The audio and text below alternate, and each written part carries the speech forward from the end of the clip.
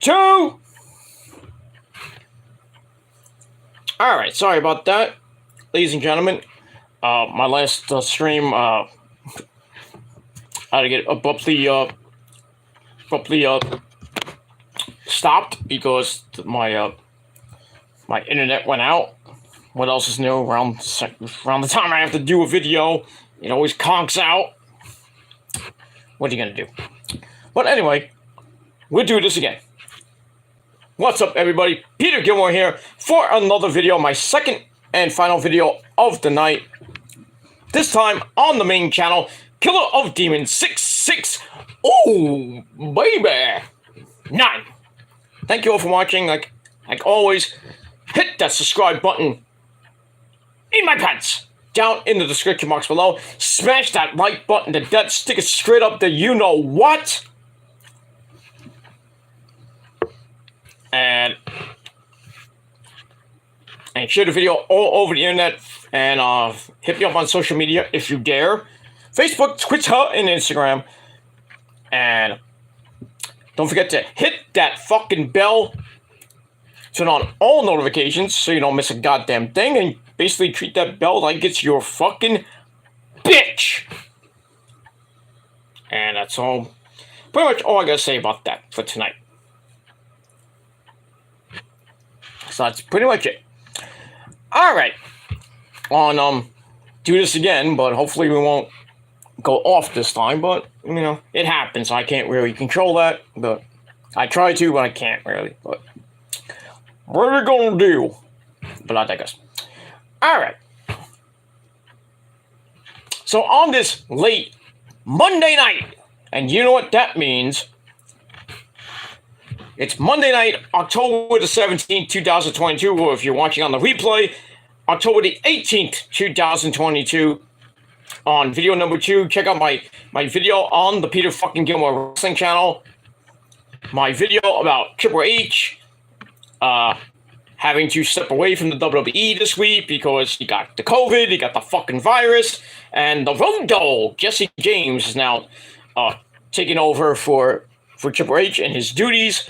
Basically running Raw and SmackDown this week and possibly next week as well. But hopefully Hunter gets better in the next week, this next week or so, but we'll see what happens with that. So, video is down below in the description box, or will be in the description box after that, or just go to my Peter Gilmore channel. And that's pretty much it. Simple, to the point. If you can't find it, then you got problems. Like Seth Rollins has problems tonight, but we'll get to that in a minute. All right.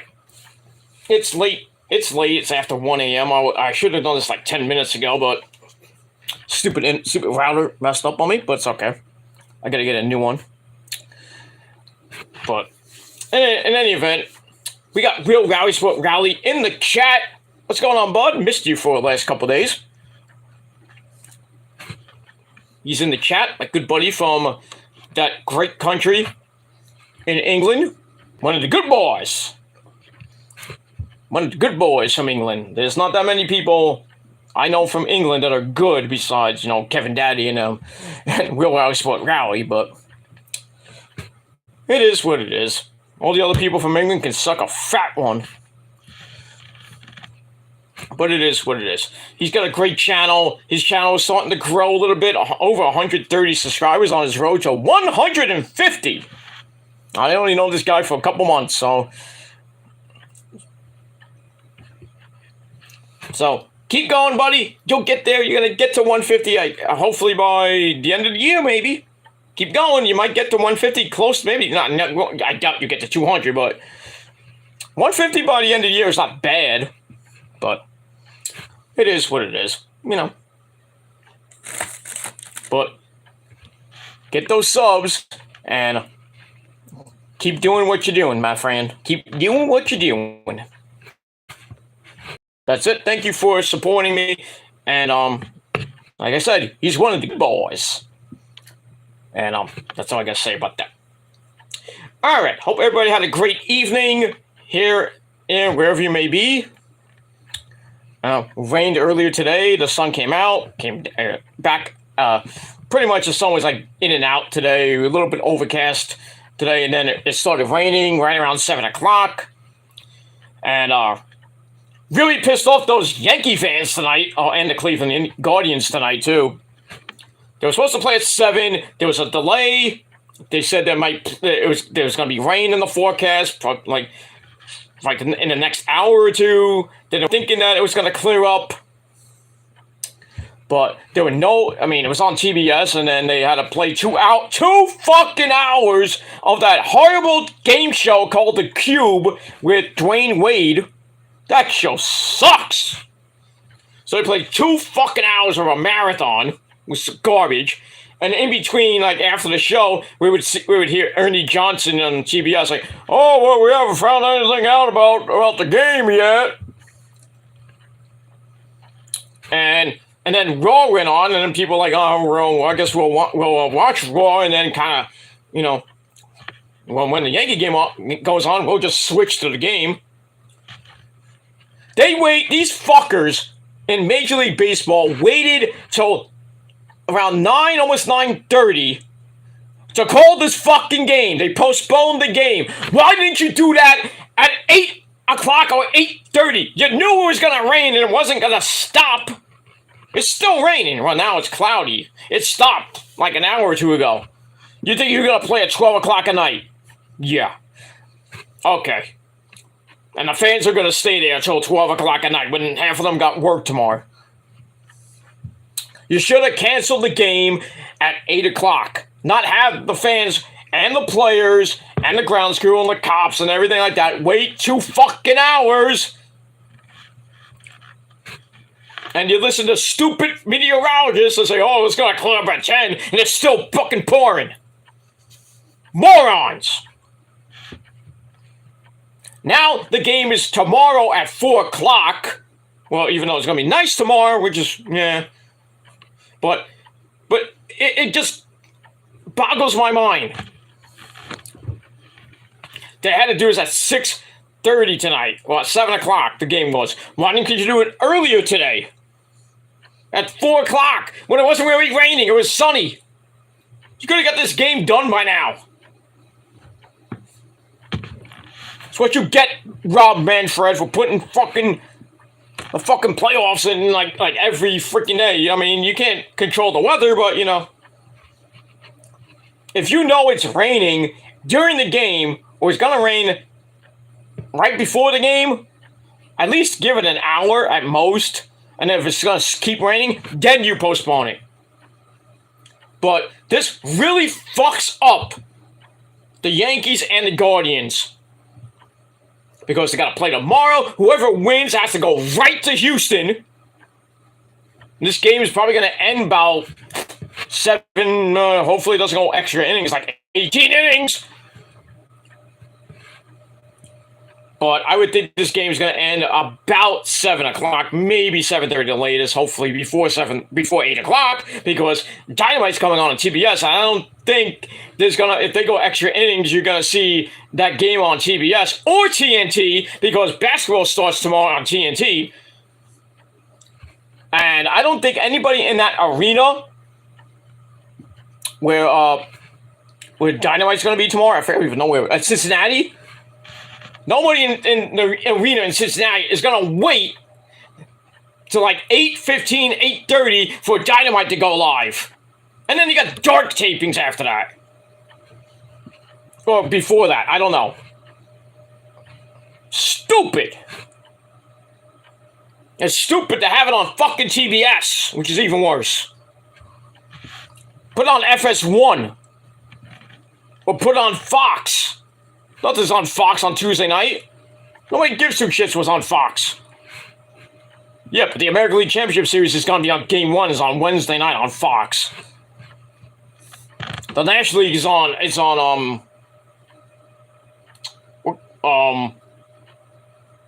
what's the National League Championship Series going to be on? I think it's on TNT early in the day. I think it's early in the day. I don't forget what it's. I don't even give 2 shits what the fucking baseball playoffs channel is on now. I don't give 2 shits now. I'm so fucking pissed off. And I'm saying this as a baseball fan and a Met fan. I feel bad for you Yankee fans because I mean it kind of works out for you because tomorrow Nestor Cortez is going to pitch tomorrow instead of Tyon, whatever the fuck his name is. So at least you get some a reprieve tomorrow. You got your second best pitcher on the mound, and then now if you beat the Guardians, Luis Severino is probably pitching game one. You're gonna be dead tired, so good luck winning on Wednesday if you even get there. And then you don't have a day off, which was supposed to be Tuesday. But now you don't even have a goddamn day off because you're playing tomorrow, Wednesday, and then Thursday. Then you get the day off on Friday. So, I mean, I feel bad. I don't even really feel remorse for the Yankee fans because they're fucking nuts anyway. But it works out, and they're still complaining on Twitter. This game should have been played! Yeah, 10 o'clock at night, right? Was this, LA? You think people are going to stay that's like 1, goddamn 2, 3 o'clock in the morning if it goes extra innings? No. Only, except for the diehard douchebags. But, yeah, this game should have been played earlier in the day. Not at 7 o'clock. When it was going to rain. Stupid. And it hurts the Guardians because they were supposed to pitch, I think, I forget who the pitcher was for the Guardians, but I think it's going to be Bieber, not Justin Bieber, but Bieber, I think, is going to pitch tomorrow against Nestor Cortez. Game's at 4 o'clock, like I said, on TBS. Hopefully that game ends very quick. Because people got to watch AEW on TBS tomorrow at 8 o'clock for Tuesday Night Dynamite going head-to-head with NXT tomorrow at the same goddamn time. But really, who's going to watch NXT tomorrow? Nobody. Not that many people are probably going to watch the same thing at the same time. Unless you got picture-in-picture like I do. Most of you probably don't have it, and you got to go boop, boop, boop, boop, boop. 5 minutes. Boom, boom, boom. When you got it like me, when it's a rich man's dish, and the rich man's satellite on my rich man's TV, I got that capability to do picture-in-picture, or I can just hit picture-in-picture and have it side by side. I got one here, or that way. So I get to watch NXT and AEW at the same goddamn time if I felt like it. But since I got DVR, I'm gonna watch NXT after AEW goes off the air at 10 o'clock. So I'll probably be watching NXT probably about 10:30 because it usually has that overrun that usually goes to about 10:08, 10:10. Not 10:10 news, but 10:10.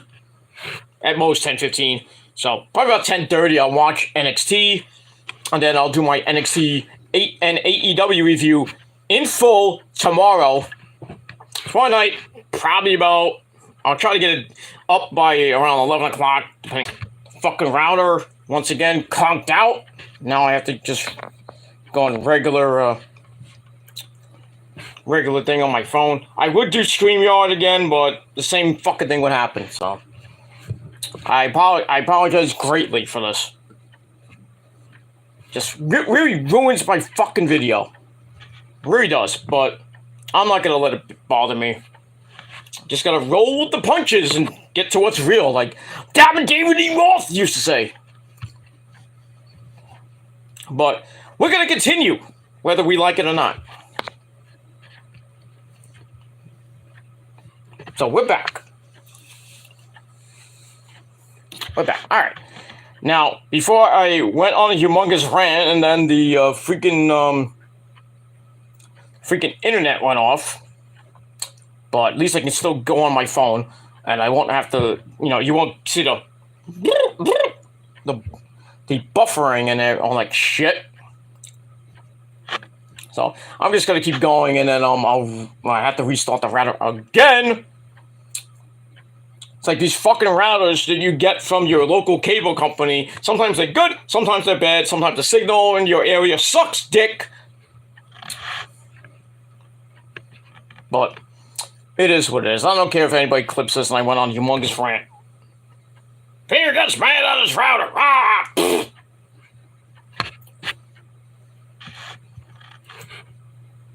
It is what it is. I like to take my router and smash it over your fucking heads, but that is what it is.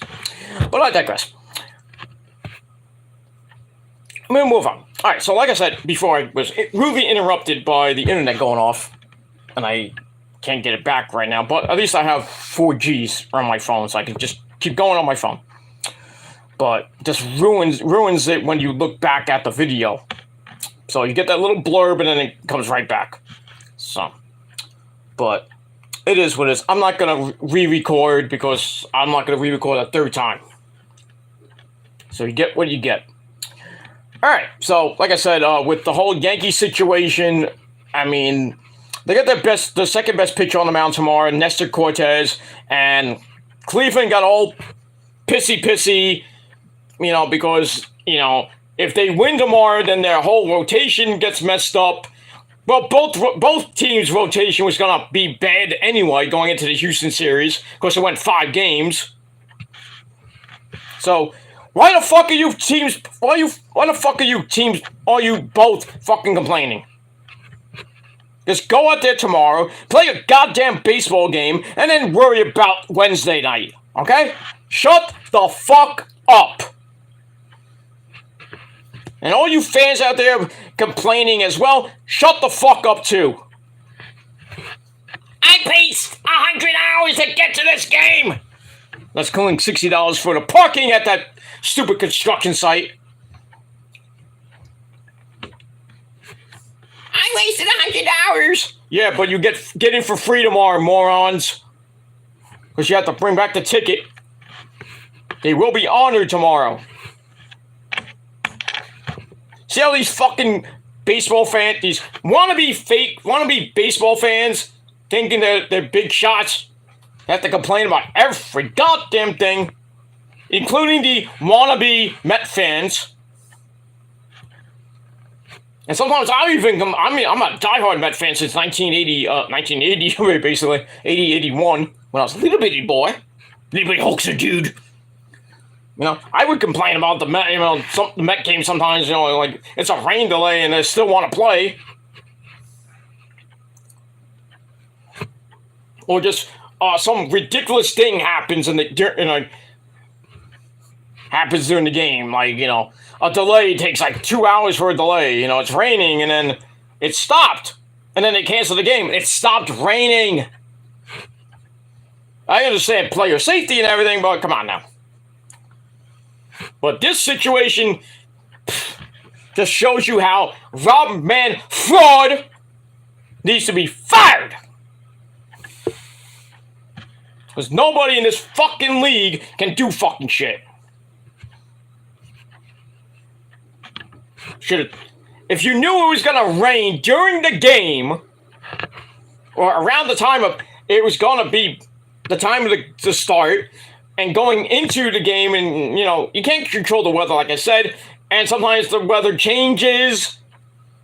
The rain could have stopped at 9 o'clock or 10 o'clock, and then you think you got to get the tarp taken off, which takes a long time. Then you got to get the grounds crew's got to do the dirt, and, you know, put the lines out and all like shit.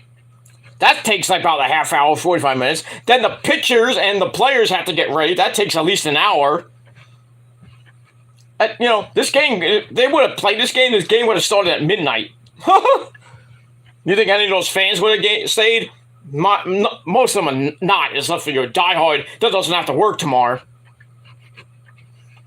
Or you just don't give two shits about work. You call on your boss. You get home like at 3, 4, 5 o'clock in the morning. You got to get up at 6 o'clock. They go to work at 9. You're tired. You're not going to work. Call your boss. Boss, I'm not coming in. The game started at 12 and it ended at 5 a.m. because I went extra innings. Your boss like, why don't you go, asshole? Why don't you go home before like at 9 o'clock? You could have been here. I needed you. You're fired. That's why baseball's so fucked up half the time. It just boggles my fucking mind. But in any event, Yankees play tomorrow, 4 o'clock. And I bet you if the Guardians lose, they'll be pissed. The Yankees lose, they'll be pissed. And the fans will be pissed. Well, both teams' fans will be pissed. And really, Rob Manfred's got really big egg on his face because, like I said, this game should have been played at around 3, 4 o'clock when it was actually sunny outside, or at least overcast. It wasn't even raining. Well, my area wasn't. I don't know about in the Bronx. But that's why sometimes games should not be at night. If you know it's going to rain in the day, then it's not going to rain like 7, 8 o'clock. Then you can postpone it till 8 o'clock. Then that works out. But then,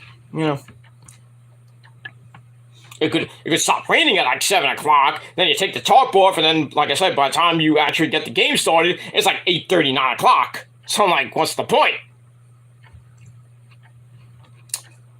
This is what it is, and that's all I'm going to say about that. I know I went really long on that rant, but it is what it is, and that's all I got to say about that. So it's going to be interesting tomorrow, and hopefully that game does not go into extra innings and go like 6 hours when the game ends at 10 o'clock. You think that freaking Dynamite's going to be on at 10 o'clock? Live? No. So, yeah. If I was TBS and it goes past 8 o'clock, cut the game. Cut the game. Because you're not going to put it on TNT. Where else are you going to put it on? Let's put it on the Disney Channel. Have Goofy and Donald do the fucking commentary. Gee, Donald, he hit a home run. What? What did you say? Mickey, the rector, what did he say? Oh, you're Goofy, you're fucking Goofy. Well, I am. I'm fucking Minnie.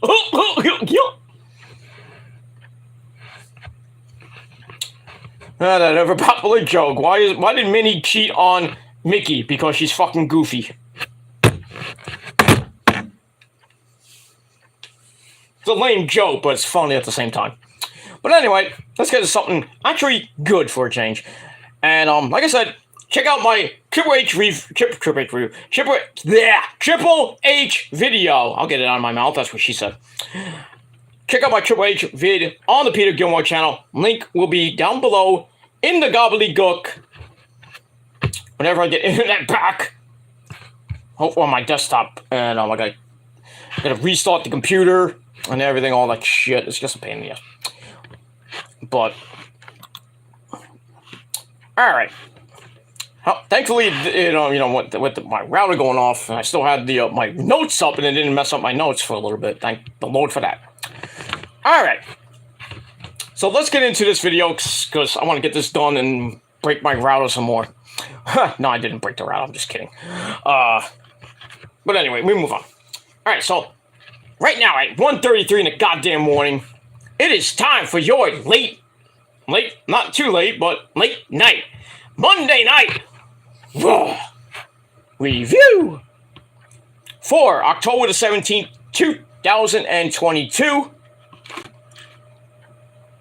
And we're a couple weeks away from our next pay-per-view, our next premium live event. Well, pay-per-view anyway to me. Our next pay-per-view for the main roster, Crown Jewel 4. Coming your way from that shithole country of Saudi Arabia, November the 5th, on Peacock. And it is, the next to last pay-per-view of the year. The last pay-per-view of the year will be the Survivor Series, unless there's something in December, because there's no day one. I did that video yesterday about the breaking news that day one is canceled this year, and other gimmick pay-per-views might be canceled as well. And in their place, probably nothing unless, I don't know. Unless WWE changes the schedule next year. So it looks like after the Survivor Series, we got a 2-month build for the Royal Rumble. Haven't had that in a while, have we? No. Not in a long time. At least 15, maybe 20 years. I don't know. But that should be good. Finally, at least a 2-month break before a pay-per-view. Well, for WWE in January, after this year, nothing in December for any major promotion, I think. And then January 4th is the first pay-per-view of the year, which is Wrestle Kingdom 17, January 4th and 5th of this year. And then you got Hard to Kill from Impact, that's in the middle of January. And then right after that is the Royal Rumble, unless there's an NXT TakeOver in between, which you never know with the WWE. They are supposed to bring back TakeOver, we just don't know when.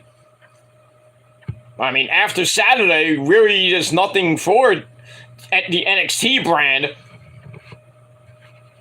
the rest of this year, unless, like I said, there's going to be a TakeOver maybe in December, or they'll just do something in January, like I would say like the first or second week of January, because then you got the Royal Rumble at the end of the month, and then you worry about February, which is usually Elimination Chamber, the next Saudi Arabia show, because the first one, I don't know why Elimination Chamber was in Saudi Arabia. That made no fucking sense.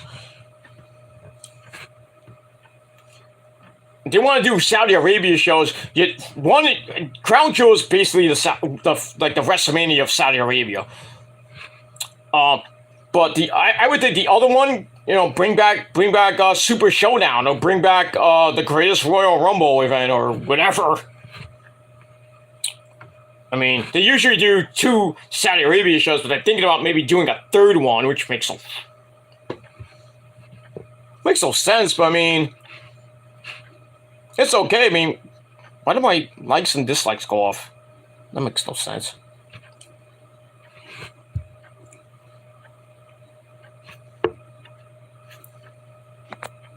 I'm still live, but I just don't know why that happened.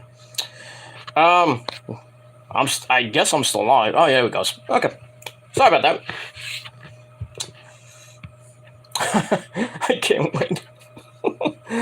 Oh, boy. It's just not a good night. Whenever is a good night.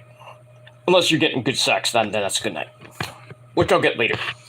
But anyway, I digress. So anyway, like I said, yeah, so Saudi Arabia might get 3 shows next year. So if they do 3 shows, then they're definitely getting Elimination Chamber, Crown Jewel 5, which is next November. And in between, who knows? I would put Super Showdown, but that's just me. Well, we'll see what happens with that. So anyway, we emanated tonight from the Paycom Center in that great old state of Oklahoma. My God, Booner Sooner! Oklahoma City, Oklahoma. The home, or the original home, of good old JR, Jim Ross. My God, Jim Ross! My God, barbecue sauce, Booner Sooner! He don't live there no more, he lives in Florida now. Where every old fart moves to. Florida's basically the retirement capital of the world. And I'm going to be retiring pretty damn soon, too. But I might go to Florida, maybe. I don't know. We'll see. Might go to Cali. What's worse, going to Florida or going to Cali? Cali's always sunny. Florida, just have to worry about the fucking hurricanes. But then again, in Cali, you got to worry about the earthquake, depending on where you live. Man, rarely rains. Rarely. I mean, I saw a video. I saw an Instagram post from one of my friends that lives in California, and it was pouring. Woo! Not a good day to go out. But it is what it is. But yeah. But yeah, when I retire, I'll retire somewhere. Not that you dumbasses care. Well, you will. I mean, you will, but, if I retire, I'll probably just retire for good from this fucking website. But then again, you never know. People want me to retire. I'm not retiring just yet, but I will be retiring. Because this website is just getting crazier and crazier and crazier with these fucking assholes that just need their face broken sometimes, but, you know. But nobody really cares about those people anymore, because they're just the same fucking people that they were 10 years ago. Not me, because I'm different. I'm built different from 10 years ago. I'm not the same person from 10 years ago, I'll tell you that much. Older, wiser, better looking. But we move on. Alright, so, like I said, from the Paycom Center in Oklahoma City, Oklahoma, yeah! And as per last week, our new commentary team of Corey Slave and that idiot Kevin Patrick, or KP. And that's it. Alright, so we start the show off. Mid-promo, we have the almighty Bobby Lashley cutting a promo as we finish the freaking signature, and we're about to start Monday Night Raw, and we start mid-promo with Bobby Lashley, so we didn't hear the first part of that goddamn promo. So basically, what we heard was he's pissed about what happened last week with Brock Lesnar returning out of the blue, beating him up, and then Seth Rollins took his title, his United States title. So he's all pissy, then, you know, he said that he was going to beat up Brock Lesnar next week. I'll get to here. So, calls up Brock, and on cue, the Beast Incarnate, Beastie, he comes out, and, kind of interesting choice to have him out now, but okay. So, he goes in the ring. They start fighting before they even make it in the ring. Beat the fuck out of each other. And, Brock sends Lashley into the ring post. Ow. And he picks up Lashley, looking for an F5 on the floor, but Lashley slips out, sends Lesnar into the post head first. Ow. And then Lashley gets up, and Brock's all wobbly, grabbing his head. Looks like I told you, he got busted wide open again, because sometimes that happens with him, especially. Lashley gets ready, and he runs and hits the spear through the barricade. And all the fans are like going crazy, and Corey Graves going crazy. Kevin Patrick's like, "What the hell's going on?" Blah blah blah blah blah blah. And then referees and agents and some of the jobbers on the roster, like we see Akira Tozawa, Cedric Alexander, Mustafa Ali, and a couple other people come out, and they try to escort Lashley to the back while Brock's just picking up his fucking rib cage. But then Lashley breaks away from them, and then he tackles Lesnar over the announce table. He had to do it twice because he hit the announce table, then he over it on the second try. And they fall to the ground, and then Lashley gets up, and then everybody has to try to get Lashley out. Then they take him up the ramp, and then Lashley's like, I'm done. And then he's like cursing. You hear him curse a little bit. And then basically that ends the segment as the camera shows Brock Lesnar laying on the announce table, which broke. And, with the weight, not physically broke, but, with the weight of both men, because they're big, beefy men slapping meat. And that's pretty much it. So, then we find out later that Brock and Lashley will fight at Crown Jewel 4 in 2 weeks. So there you go. So that was a pretty good start to the show. Unexpected, but okay.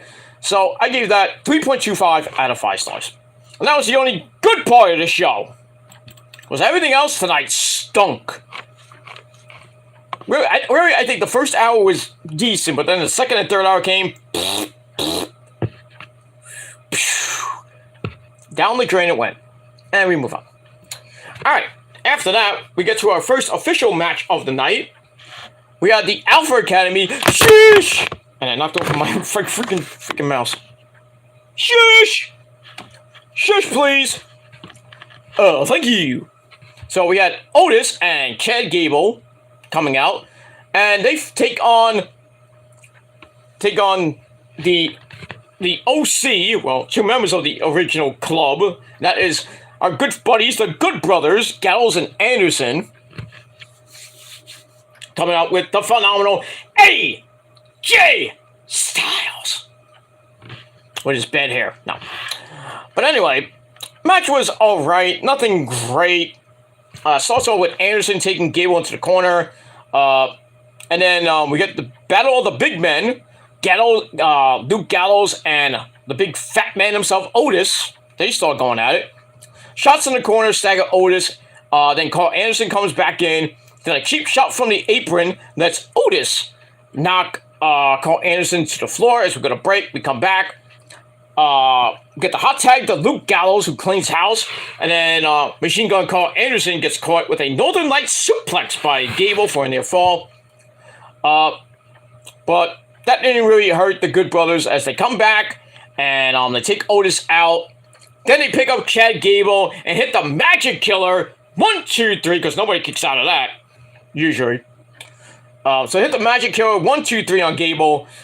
They get the win. Match I gave 2.5 out of 5 stars. Match time 8:14. So the Good Brothers get their first win back in WWE after a couple of years. They look pretty good, but match was alright. Nothing great. And that's pretty much all I got to say about that. Alright, then after the match, kind of gets a little bit interesting. As we see the Judgment Day all come out. We had Rhea Ripley and her boy toy Dominic Guerrero. Yeah, it's not Mysterio. Dominic Guerrero, because we all know who his poppy is. Eddie Guerrero, ese Latino. My son is in action. Oh my God, pero. But yeah, Dom actually stood up for his mommy tonight. You stood up for me too, ese. Yeah, I know. But yeah, anyway, so they come out. Finn Balor and Damian Priest also there. Finn Balor says he gets kind of mad with AJ and the Good Brothers, and basically saying, so there wouldn't even be a club because I started that damn club. You did. It's true. He did with Mr. Badluck Fale. He was the actual was the actual creator of the Bullet Club, and then they just brought in Finn Balor. Then they brought in the Good Brothers and a whole ton of people after that. Like AJ, Cody, Adam Cole, baby, Hangman Adam Page, the Bucks. I mean, the original Bullet Club in Japan back then. Good stuff back in the day. Not so much now. But I digress. Alright, so, says that. Then he challenges the club to a 6-man tag team match at Crown Jewel 4, or Crown Fool 4. And basically, AJ says, you guys want to fight? Well, first of all, we accept. So, match is made official right then and there. But AJ wants to fight right now, because he wants to give the fans what they want.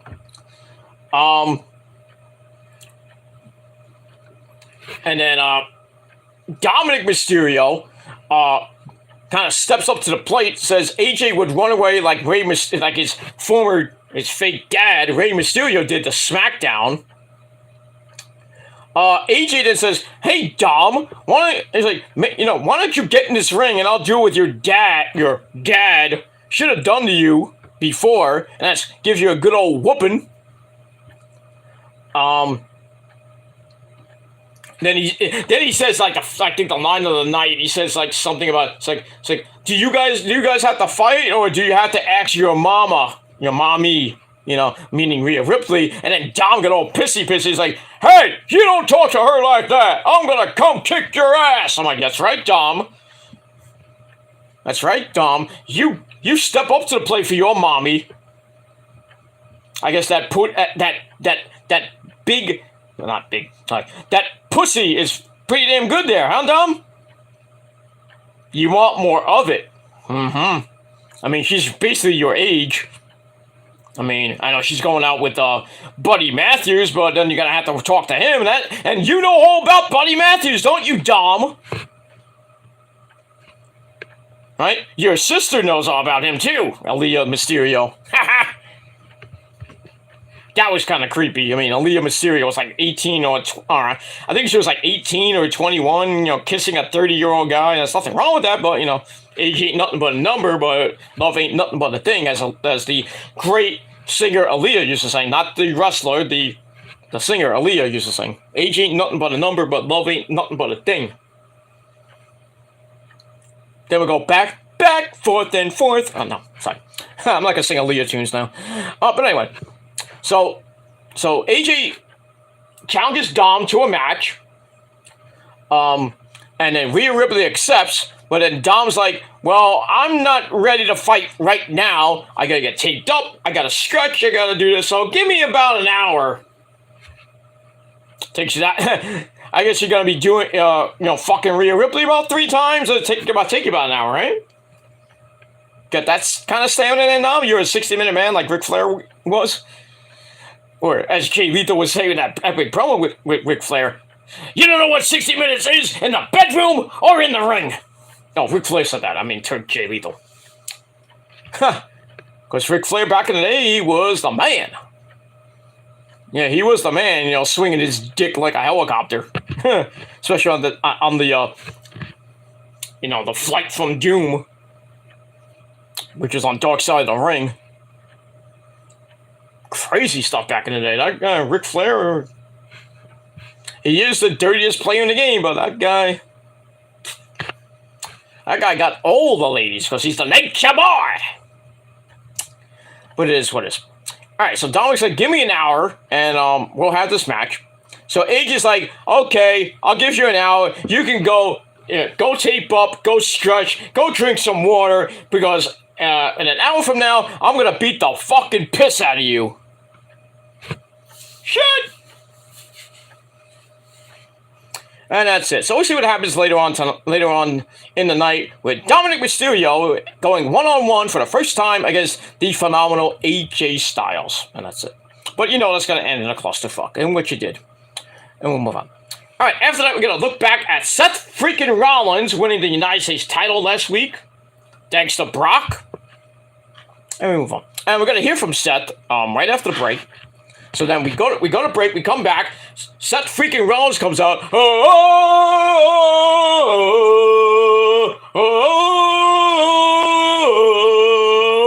Burn it down!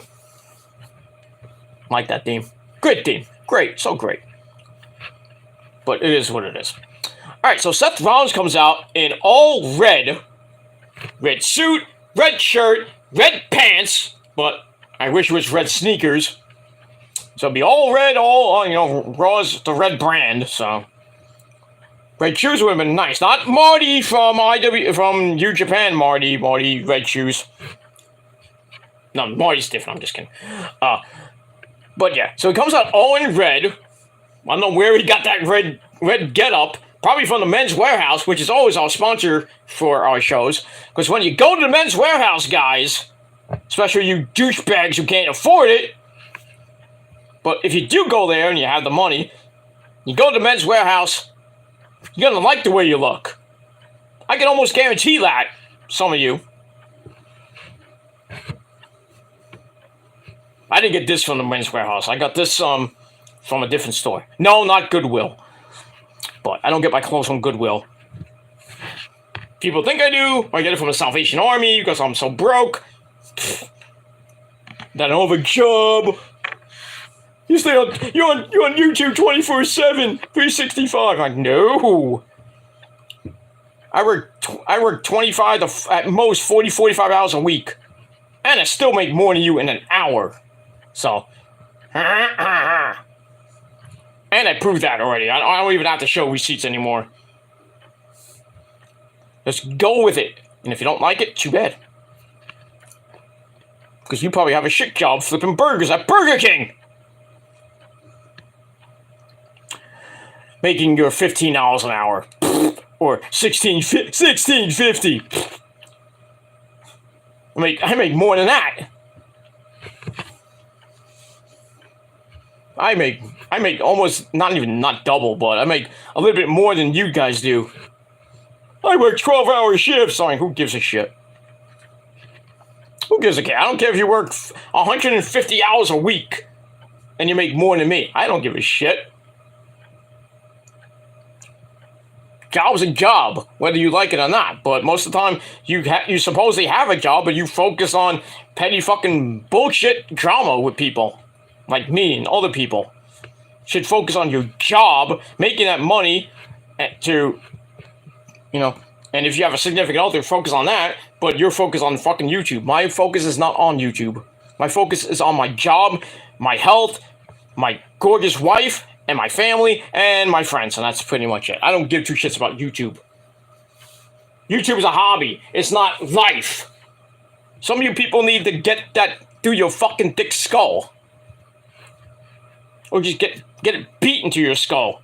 Because you've been doing this fucking petty drama for like 5, 7, 10 years. Don't you fucking guys got anything better to talk about? I'm serious, man. Some people just need to fucking really leave this fucking website. Or go to jail because of all the stalking and bullshit they do. And they get mad when they get their channels terminated for stealing other people's videos. They get all pissy. Why you do that? We're gonna punish you. I'm like, pfft. keep putting out our pictures and stealing our videos on your fucking dead channel. That has 5 fucking subs. And you only get like 5 views in a day. Nobody fucking cares about you people. Get over it. We don't care. But keep coming in people's chats and acting like a retard. Whether it be people I know, like Issa or somebody else. And then bringing them into beef with me. Why? Why? You think a person like Issa cares what you think? You have a petty beef with me, and you're making false accusations, you're telling her to ban me? It's her show, moron. She don't have to ban me if she don't want to. And then you have to make 6,000 more fucking fake accounts to spam the fucking chat. You ruin the fucking video for people.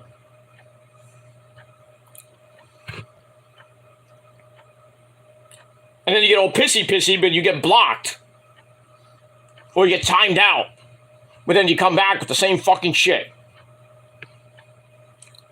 Get fucking lives, please. For the love of God. Get a life, get some actual fucking pussy, and just focus on something else. I have no time for you, for these fucking trolls anymore. I have no time. Getting to the point, I just don't fucking care. Now this is the final time I'm gonna mention these fuckers. I'm not mentioning them by name, but they already know who they are. Get off my fucking cock already, and go to somewhere else. Like off a cliff. Because I have no time for you people. You want to make your videos? I don't care. Do videos with my name in the title. I don't care. But taking my picture or somebody else's picture that I know that's related, like put other people's photos up. Come on now. Those are gonna go down, whether you like it or not. They're like, oh, you keep doing it, we're gonna punish you. You're gonna get whatever you get. It's gonna be on you.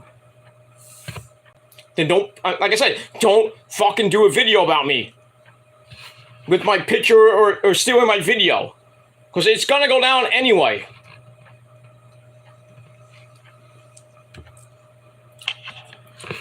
So focus your fucking energy on something else. But you can't, because that's all you have on your channel is drama, drama, drama. Thinking you can get clout views, because you can't get real views on a regular video that you would ever do. And all these fucking videos you do, they're just retarded. Get a fucking life. That's why YouTube should get a new policy that you can't make 6,000 fucking fake accounts. But, you know, you're talking to Google here, and you're talking to Susan, a fucking cunt, that can't run a fucking website to save her life.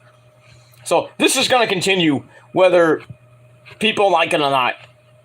But, you know, my good buddy fan of YouTube did today, and he did a video. I don't even think it's still up. I don't know if he privated it or not. I don't know. But, yeah, I agree with everything he said in that video about the whole thing with me and trolls that's been going on for past 2 years or past 7 years or whatever.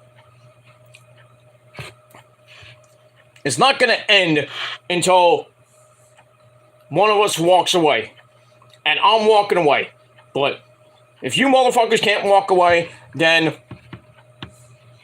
that's on you if your channels go down. That's on you, not me. I don't care anymore. I don't care what you say, what you do, threats. I don't give a shit. I don't. I really don't. If you want to go take it that far, then you're going to go to jail. That's all I'm going to say. If you have a problem with me, then take it up with me on your own video. But don't put my freaking picture in it. Or, well, some of you are blocked from my channel, so it's just too bad.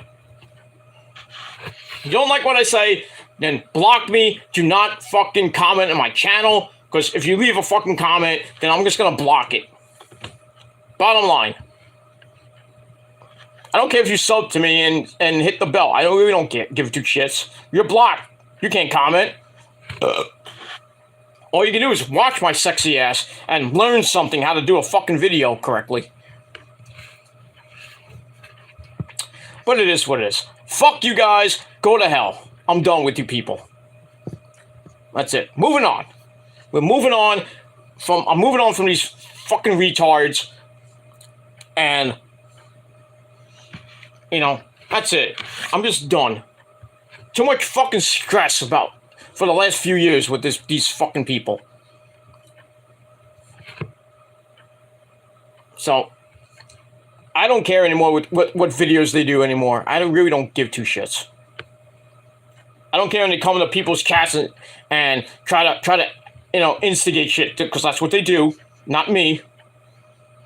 Because when they do come in, I'll say something like, these trolls are fucking stupid. That's not instigating. That's just giving a fact.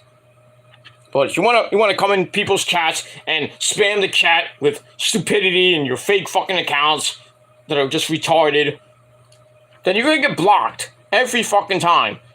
Because those people that I know, like Joe Cronin and Issa and other people that I sometimes frequent, they don't have time for that shit. And I don't have time for that shit. That's why I have it on sub-only mode. Because I don't need fucking people with 6,000 fake accounts in my chat. Just spamming the fucking shit with retarded false accusations. Nobody cares. Especially got people like Issa and Joe Cronin. Nobody cares. They don't care about what happens what in my life outside of YouTube. They don't care. They don't care. Leave them fucking alone. Because the people in the chat don't fucking care. And then they're asking, and then they ask, you know, I have to tell them after the fact that, you know, it's just these fucking trolls being stupid. So all I gotta say to that is, go fuck yourselves and rot in hell. So I'm done. I'm done. I'm going to focus on my channel, focus on my life, focus on my hot wife, and my family, and my job. And, that's pretty much it. Not going to see me on your fucking channels again, because I'm not going to watch your fucking channel if somebody even sent me a video. My spies, I told my spies earlier today, do not send me any more of these fucking people's shit anymore. So I don't need to watch them because they're fucking the same fucking shit. Want to call me out? Fine, you can call me out, but I'm not going to really respond to you unless it's really stupid. And then people are like, oh, why don't you do a video, you know, about somebody called you this and that. Oh, you said this, and, you know,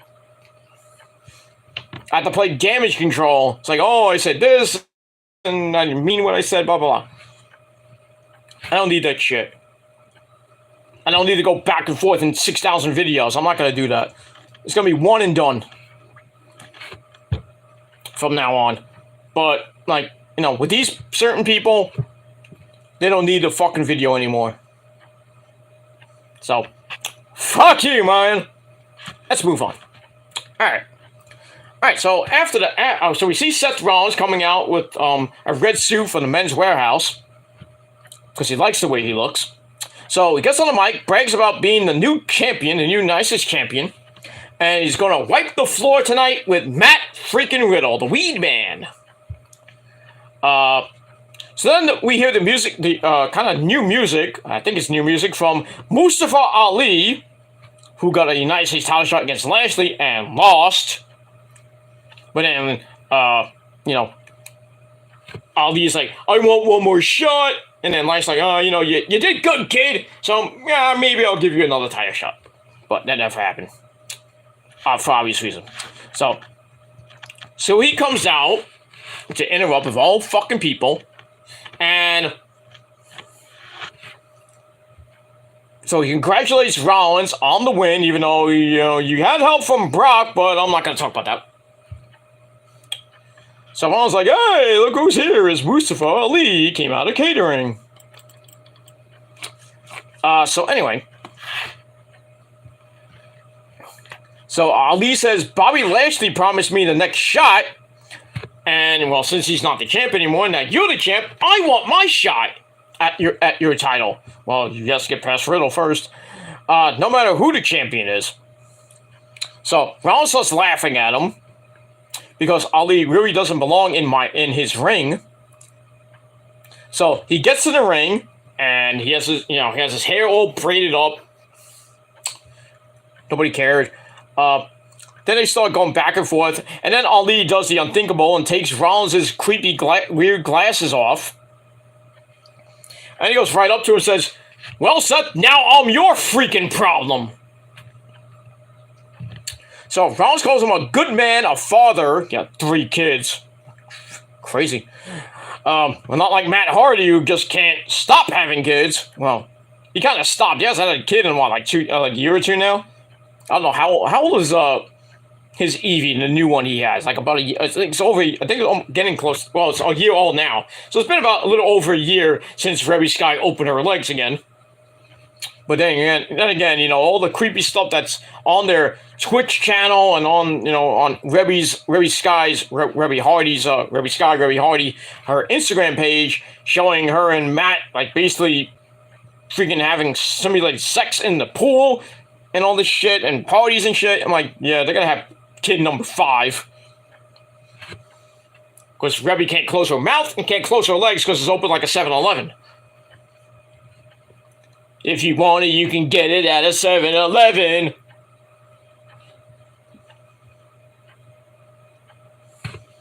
Reby's a fucking slut. She opens her legs and her butt. That had no point, but anyway. So anyway, we move on. So he says, you're a good man, you're a good dad, but I don't care. Boom, punches him right in the face. So Seth goes to lead, but Ali jumps him from behind. Then they start the fight is on the outside, and then Seth reverses a whip into the ring post and sends Ali flying into the ring post, and he hit the post like head first, and then he dropped. Looked like his head smacked the padding, and then he's like, grabbing his mouth like, what the fuck happened? Did you just like break like 5 teeth? Maybe it's an improvement. I don't know, but yeah. So we'll see what happens with that situation, and we get what happens later. And yeah, Seth's got some problems, and it doesn't get worse from him fight. With Ali trying to beat him up. He's got a match with Riddle, and then what happens after that? We'll get to that. All right. So I gave all that 2.25 out of 5 stars. All right. Then we go to the back near the ever so popular parking lot, and we see a limo arrive. Not just any limo, not the NWO limo or any regular limo. Like Vince McMahon's coming back or something like that. Or Hunter and Stephanie are coming.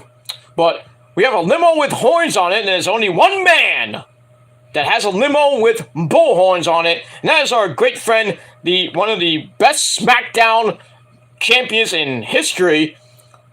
That man is the wrestling god, JBL. So JBL is back. We saw him. Well, we didn't see his face, or we just saw him in the back in his limo talking to Baron Snow and Corbin.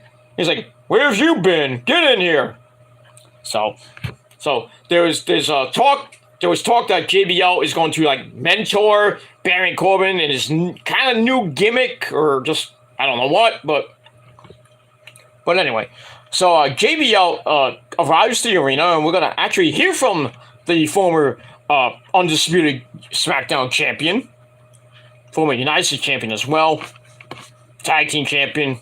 He's done it all. Former SmackDown commentator with Mitchell Cole. Shut up, Cole. So we're gonna hear from him in just a little bit. All right, but we go to break. We come back with our second match of the night. We have women's action. Not at the death slot, but so we have Candice LeRae, the pretty pixie Candice LeRae, and the Raw Women's Champion Bianca Belair. She's Bianca Belair. She plays with her hair. It's not even her fucking hair, but she's Bianca Belair, skipping down to the ring like she's AJ Lee. Speaking of AJ Lee, last night, well, Sunday night, while I was eating dinner with the folks and the woman, of course. Before I actually was about to head home, I was watching some TV, and my mom was watching TV, and she just started flipping channels, and she got to channel 10, which is channel 55 around my parts. They showed WOW, Women of Wrestling, not Warriors of Wrestling, but Women of Wrestling, the AJ Lee now promotion that she runs now, well, is a part of. So I was watching a little bit with my mom. My mom was like, what the hell? But we saw, there was a tag match in a tournament. It had a Holiday and some big fucking chick. I thought it was Jessica Havoc, but she's not part of that promotion, I don't think, but they lost to some team called the Miami Sweet Heat, I think it was. I was like, who the hell are these chicks? Are they from NXT? Or the Performance Center? I don't know, but yeah. So they won. They advanced to the tournament. They're gonna crown, women's tag team champions for WOW. Whoop-de goddamn do. Then they had a vignette of this woman.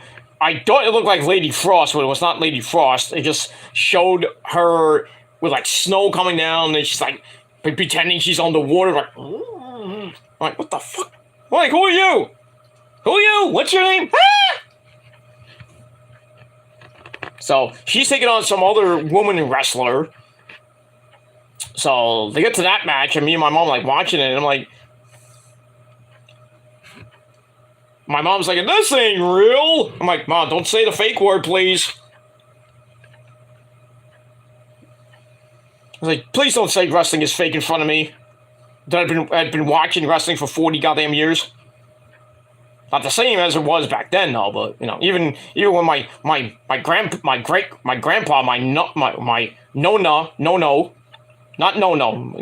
Italian grandfather, I used to own this house before I took it over. Yeah, he used to watch back in the 50s and the 60s with, Gorgeous George, when wrestling was actually real. I mean, they were really hitting each other. Not like how it's choreographed and all this shit now. But I mean, still, you can get hurt. So, you think wrestling is fake, but it's not. So, all you people think it's fake, you go take a bump. Tell me how fake it is. Or take a steel chair shot to the head, or a light tube shot to the head. Or go to Japan and fight in those exploding barbed wire matches and tell me it's fake. But it is what it is. So we saw that, and I mean, it was not a good match. Not a good match. I was like, is this the Bella Sluts match? What am I watching here? Is this a Bella Sluts match? But they're just putting it on the WOW banner, and it's just two other chicks that kind of wrestle like the Bella Sluts. They can't wrestle at all. Pretty much. And I think AJ was on commentary. with Joe. What's his name? Joe. The guy from NWA. What's his name? Joe Gallus, I think his name is. But yeah, it was okay from what I saw. But you know, so yeah, I didn't even know it came on at 11 o'clock on Channel 10 or Channel 55 if you have. If you're in the New York area, if you're in another part of the country, you probably don't get that channel, or you have to get on a different your local channel in your city or your state. But yeah, so at least I know now it's I can watch WOW after football at 11 o'clock on that channel because I have the channel because I have the Rich Man's Dish. That's why. But I digress. All right, so we have Candice LeRae and Bianca Belair. They take on the Women's Tag Team Champions. Oh, my favorite tag team. Well, not one of my favorite women's tag teams. Not of all time, because of all time, my favorite women's tag team is the Jumping Bomb Angels. Eat that. It should be Hall of Famers, but they're not. I don't know why. It is what it is. All right, so we have Dakota Kai and my third wife, Io Shirai, Io Sky, along with their leader, Bayley. Don't give me a hug. So they come out for a non-title match. Bayley goes on commentary to make it even way better than, listen to boring as fuck Corey Slave and Kevin Patrick. But anyway, non-title match. Match was okay. Not great. So also with Candice taking Io down. Get the tag to Bianca. And then Io gets the tag to Dakota Kai, who comes in, gets shouldered down very hard. Not like that, but, But gets shouldered down. And then all four women are in the ring.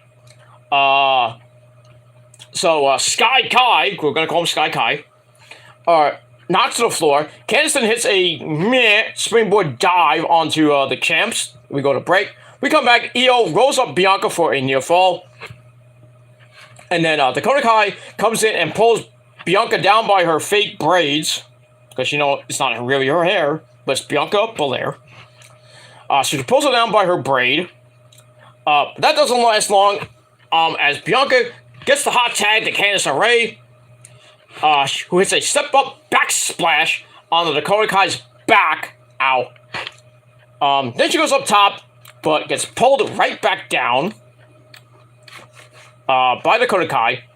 Candice then gets knocked down in the corner. Dakota Kai holds her down with a boot to the face. But that gets broken up. And then Bianca comes back in to clean house. But Candice comes right back in off a blind tag. So kind of like textbook women's wrestling, tag team wrestling 101. Quick tags. So Candice comes back in off a blind tag. Bianca hits a suplex into Candice's missile drop kick. Interesting. For a near fall. As Dakota Kai had to make a save on Io. Yeah, beat up my girl, why don't you? Assholes. Anyway, Bianca then gets sent outside. Bayley then grabs a kendo stick. Singapore cane. And then Bianca saw it, and then she tackles Bayley over the announcer's table. That hit Corey Graves. Damn. Or Kevin Patrick. Damn. But yeah, that commentary team sucks so fucking bad. And I agree with Joe Cronin. Triple H should sign him right away. Then give me a call. Me and Joe Cronin would be the best fucking commentary team of, not of all time, but of right now on Monday Night Raw. You called the move like I told you were. Shut up, Hunter. Just tell Stephanie I said hello. Hi, Steph. Pretty much. But yeah, me and Joe Cronin would do excellent commentary. Let's get JD. Fuck JD. You can go to AEW for all I care. Hey, JD, how about those Braves? I heard they hit a lot of golf balls into the lake today.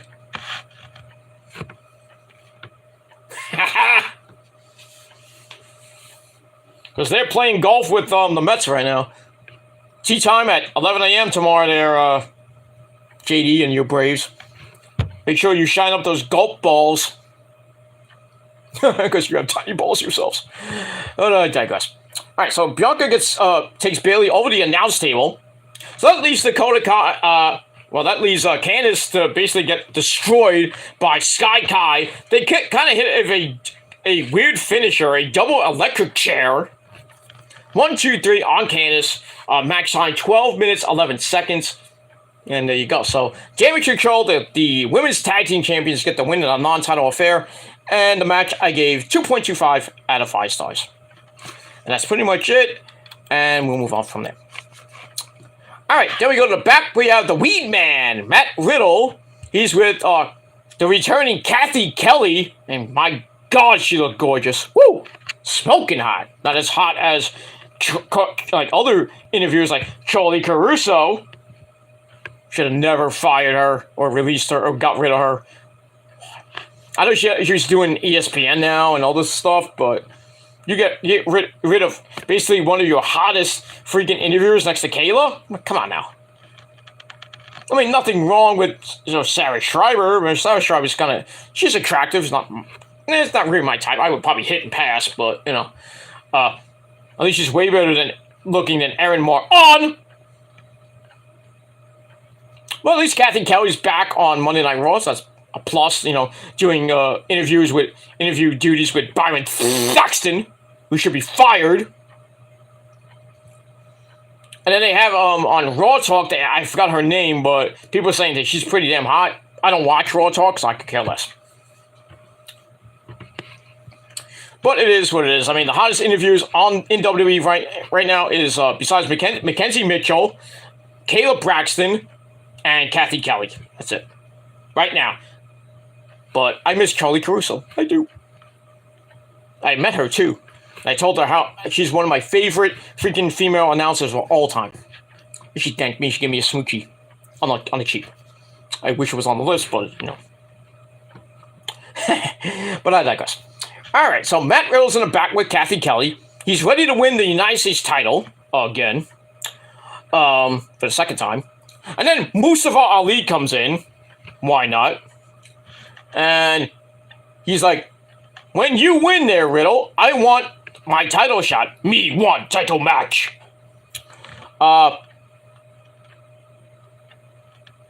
Actually, Riddle says, when I win, you can have your shot. So Ali's like, thank you. Thank you. So she says thank you, and blah blah blah. Then we hear some shouting from like across from them or somewhere else, and then the camera pans over to see The Miz. He's shouting. He's like like doing his best freaking Peter Griffin impersonation when he banged his knee.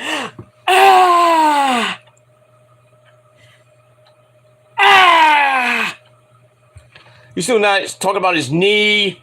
He probably just he probably just went into one of the production crates and banged his knee. He's like, oh, my knee! Basically trying to get out of this match with Dexter later on.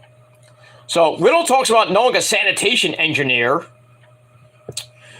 Miz is sure he's torn his ACL and tells him get the medic! So, and then I think we hear Ali go, somebody get a doctor! No, not who sang that song? I think it was Van Halen sang, somebody get me a doc!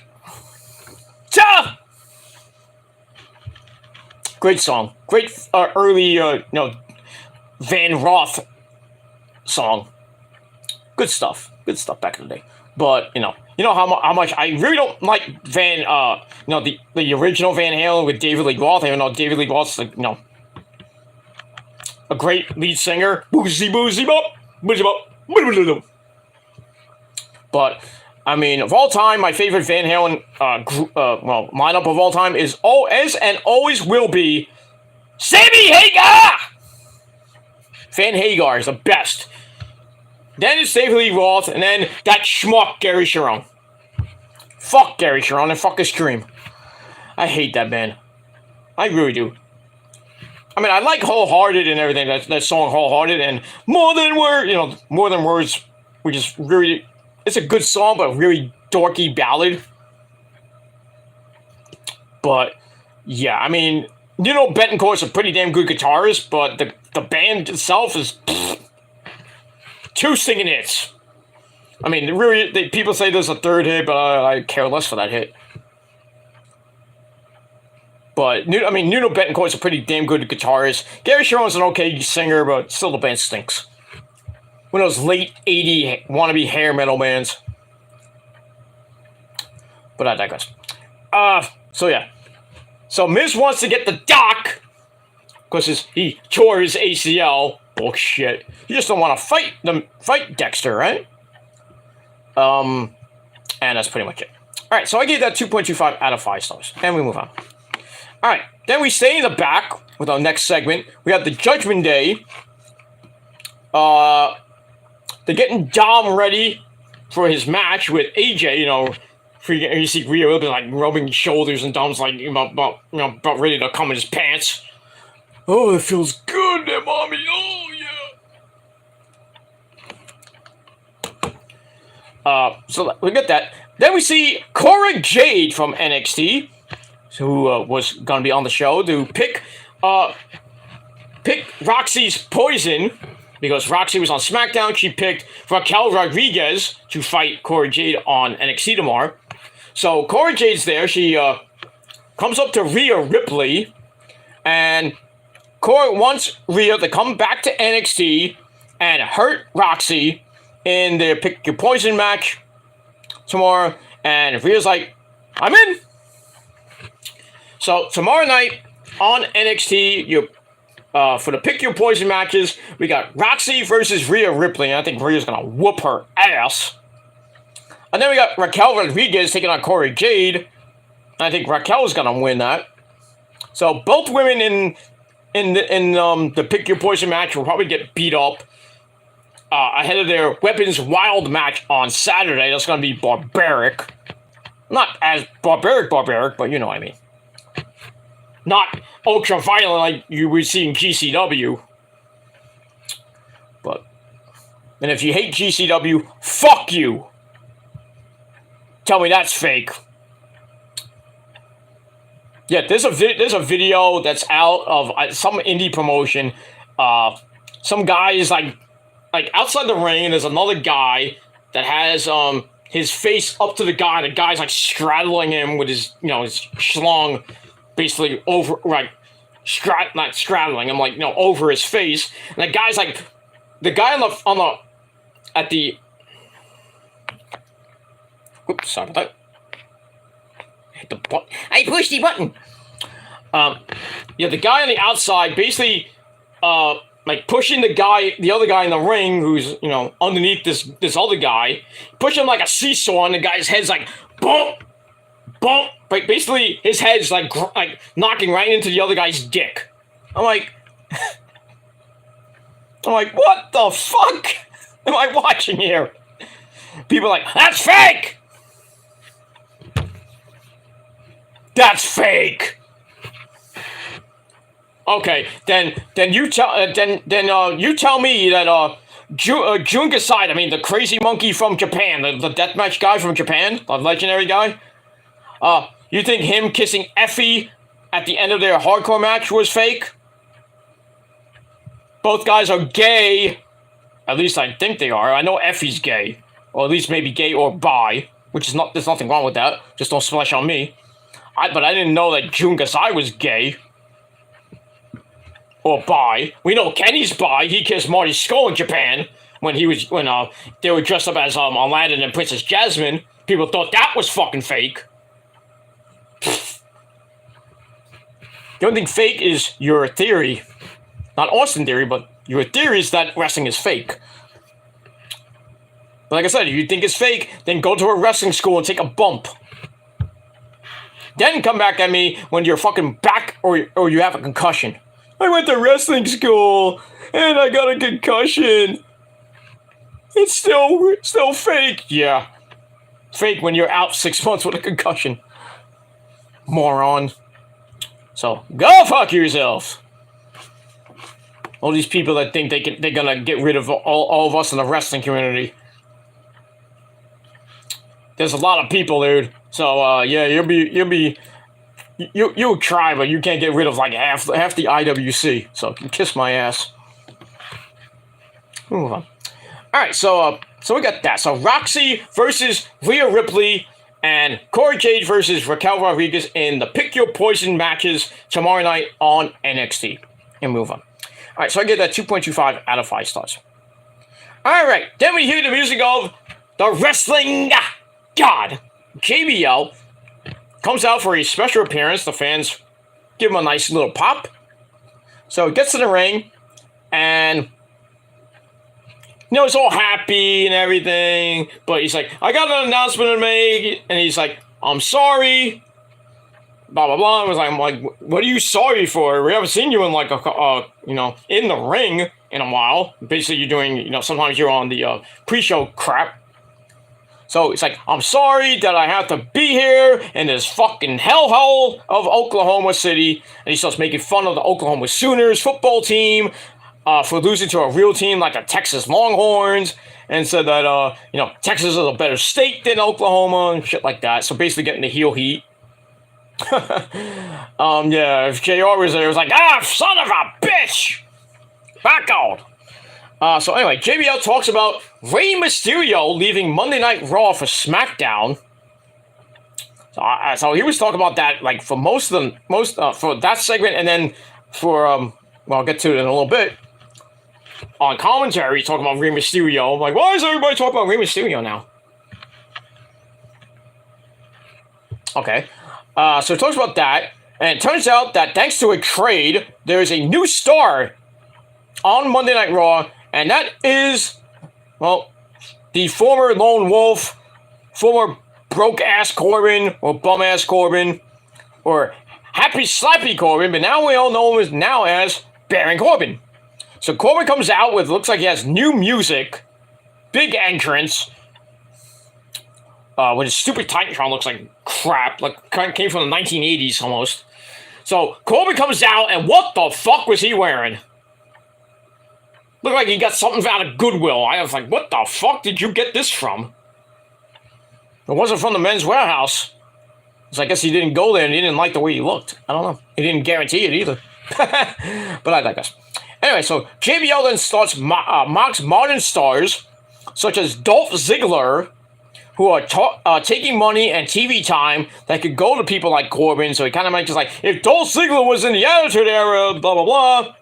And if these people were in the Attitude Era, I would kick their ass or something like that. Whatever. So him and Corbin start mocking Dolph Ziggler. And on cue, Ziggy comes out. And we get a match. And basically it's a rematch of Corbin's first official match on Raw when he came up from NXT when it was red hot. The Lone Wolf gimmick where he used to beat people in like 25 seconds, and the fans were like counting the time until he beat the guy with the end of days.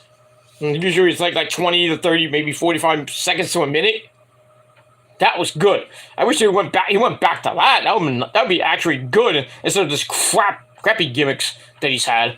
I like bum-ass Corbin, broke-ass Corbin. That was fun, but then he went to Happy Slappy Corbin, and nobody gave two shits about that. Then he had the feud with Pat McAfee, and Pat McAfee wiped the floor with him. He had a feud with Shinsuke over the fucking crown. He had a feud with Roman and the Usos when he dumped freaking dog food on Roman. But what happened to him? He got his fucking ass kicked by the tribal chief. So, that's pretty much it. Alright, so I gave that segment 2.25 out of 5 stars. And we move on from there. Alright, so we get to the match. Baron Corbin and Dolph Ziggler. And I thought this match was going to be a little bit shorter than what it was. It was 13 and a half minutes. I thought it was going to be at least half of that. At least 5-6 minutes at most. But yeah, this went on for a very long time. And I was like, please end the goddamn match. Please end the goddamn match. So you had JB on commentary yelling at Kevin Patrick, and Cody Slater's like sucking, basically kissing his ass.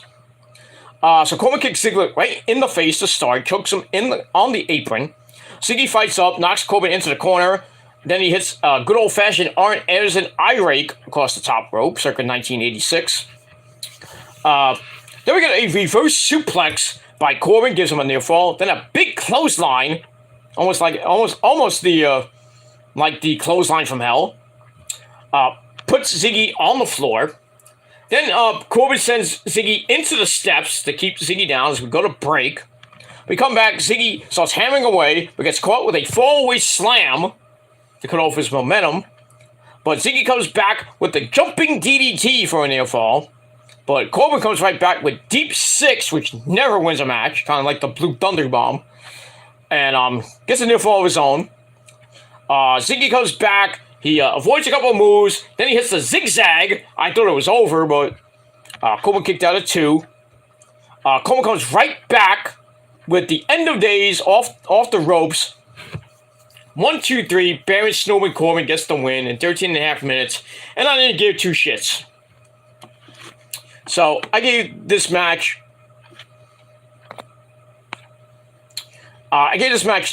Basically a dud because I thought it was ridiculously too long, and I really didn't enjoy it at all. So I gave it a big fat 0 because it was boring. That's all I gotta say about that. You don't like my ratings? Well, fuck you. That's it. All right, then we go to our next segment. Well, we're supposed to get to our The Miz versus.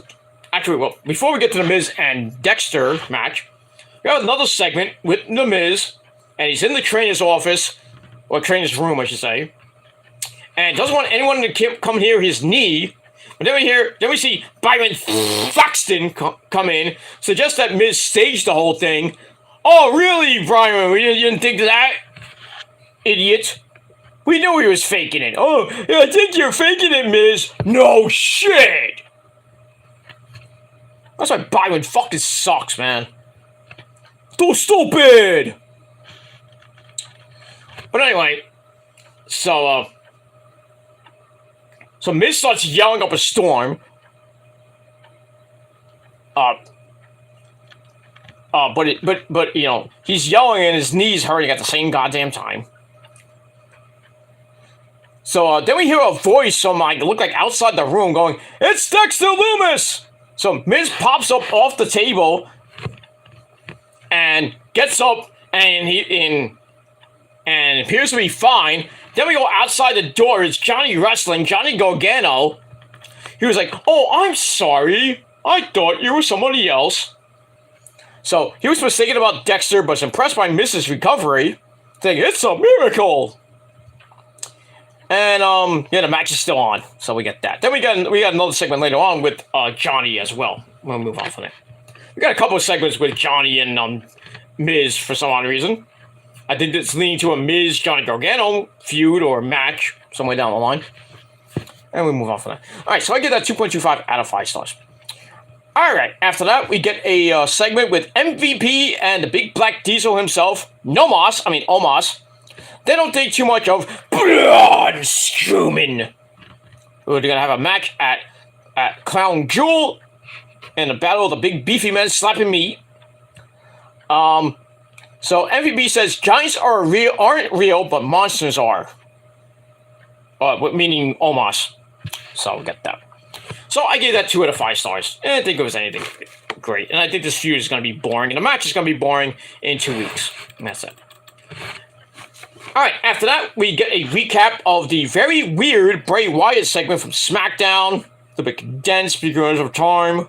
You know, where Bray comes out, basically acts like himself. You know, very passionate promo. Talking about, you know, I lost everything, but thanks to you, I'm here. And then we see that demon with the mask as Uncle Howdy or Uncle Howie, whatever his name is. They don't mention his name, but they will. So Uncle Howie with that creepy mask, I call him the demon, but so yeah, we hear him. It's like don't run away from me, you know, join me and stuff like that. Revel in what you are. So that's it. So we got that, and on SmackDown, we're probably gonna get another segment with Bray because he's exclusive to the SmackDown brand. So we'll see what happens with Bray Wyatt on Friday Night SmackDown. And that's pretty much it. And we'll move on. Alright, then we go to the back. We have the original Bullet Club. Well, the original club. We have AJ Styles and Gallows and Anderson. They're talking amongst themselves. And then we see none other than from NXT, our good buddy, the man who thinks he's a millionaire, but he's not. You have a good buddy, Cameron Grimes, to the moon. So he's just like, ha, Cameron Grimes. So he's there, and AJ's like, what the fuck are you guys doing here? And he has his NXT, signature on the side. When he shows up, that's kind of cool. So Cameron is there to ask if Gallows and Anderson can be his partners tomorrow night against Joe Gacy and the Grizzled Young Veterans, or the Dyad. And then Gallows and Anderson are like, aren't you the guy that has a lot of money? And Grimes like, I got a lot of money. King Grimes. And AJ's like, what the fuck? So knowing the Good Brothers, they always go where the money is. They're like, yeah, we're in. So we got Cameron Grimes and the Good Brothers. The Good Brothers going to NXT, I guess, with AJ, because AJ is with them. So AJ comes back to NXT because he was there to fight Grayson Waller back a couple months ago. So that's kind of cool. So tomorrow on NXT, you got the Good Brothers and AJ and Rhea Ripley and Raquel Rodriguez coming back to NXT. Ratings. Trying to get ratings for tomorrow night. Gonna work. AEW's gonna mop the floor tomorrow night with AEW in the rings, even though they're gonna get destroyed by baseball and basketball tomorrow night. Ugh. We'll probably get like AEW gets like 500,000 views to NXT getting like 350. All because everybody's gonna be watching the fucking Yankee game. Well, before that. And during NXT and AEW, everybody's gonna be watching basketball. Because basketball season starts tomorrow and nobody gives two shits about. I think we're getting Golden State and the Lakers tomorrow. I think. That's the opening game. Not that I care because I'm not watching it. Because I really don't watch basketball that much anymore. Even if the Celtics are on national TV like TNT or Channel 7 against the Knicks or the Nets, I don't really watch most of it. I'll like, if I'm like clicking through the freaking, nothing's on! Boom, boom. Oh, Channel 7. Oh, the Celtics are on. I'll watch a little bit of it. Oh, they're down by 20.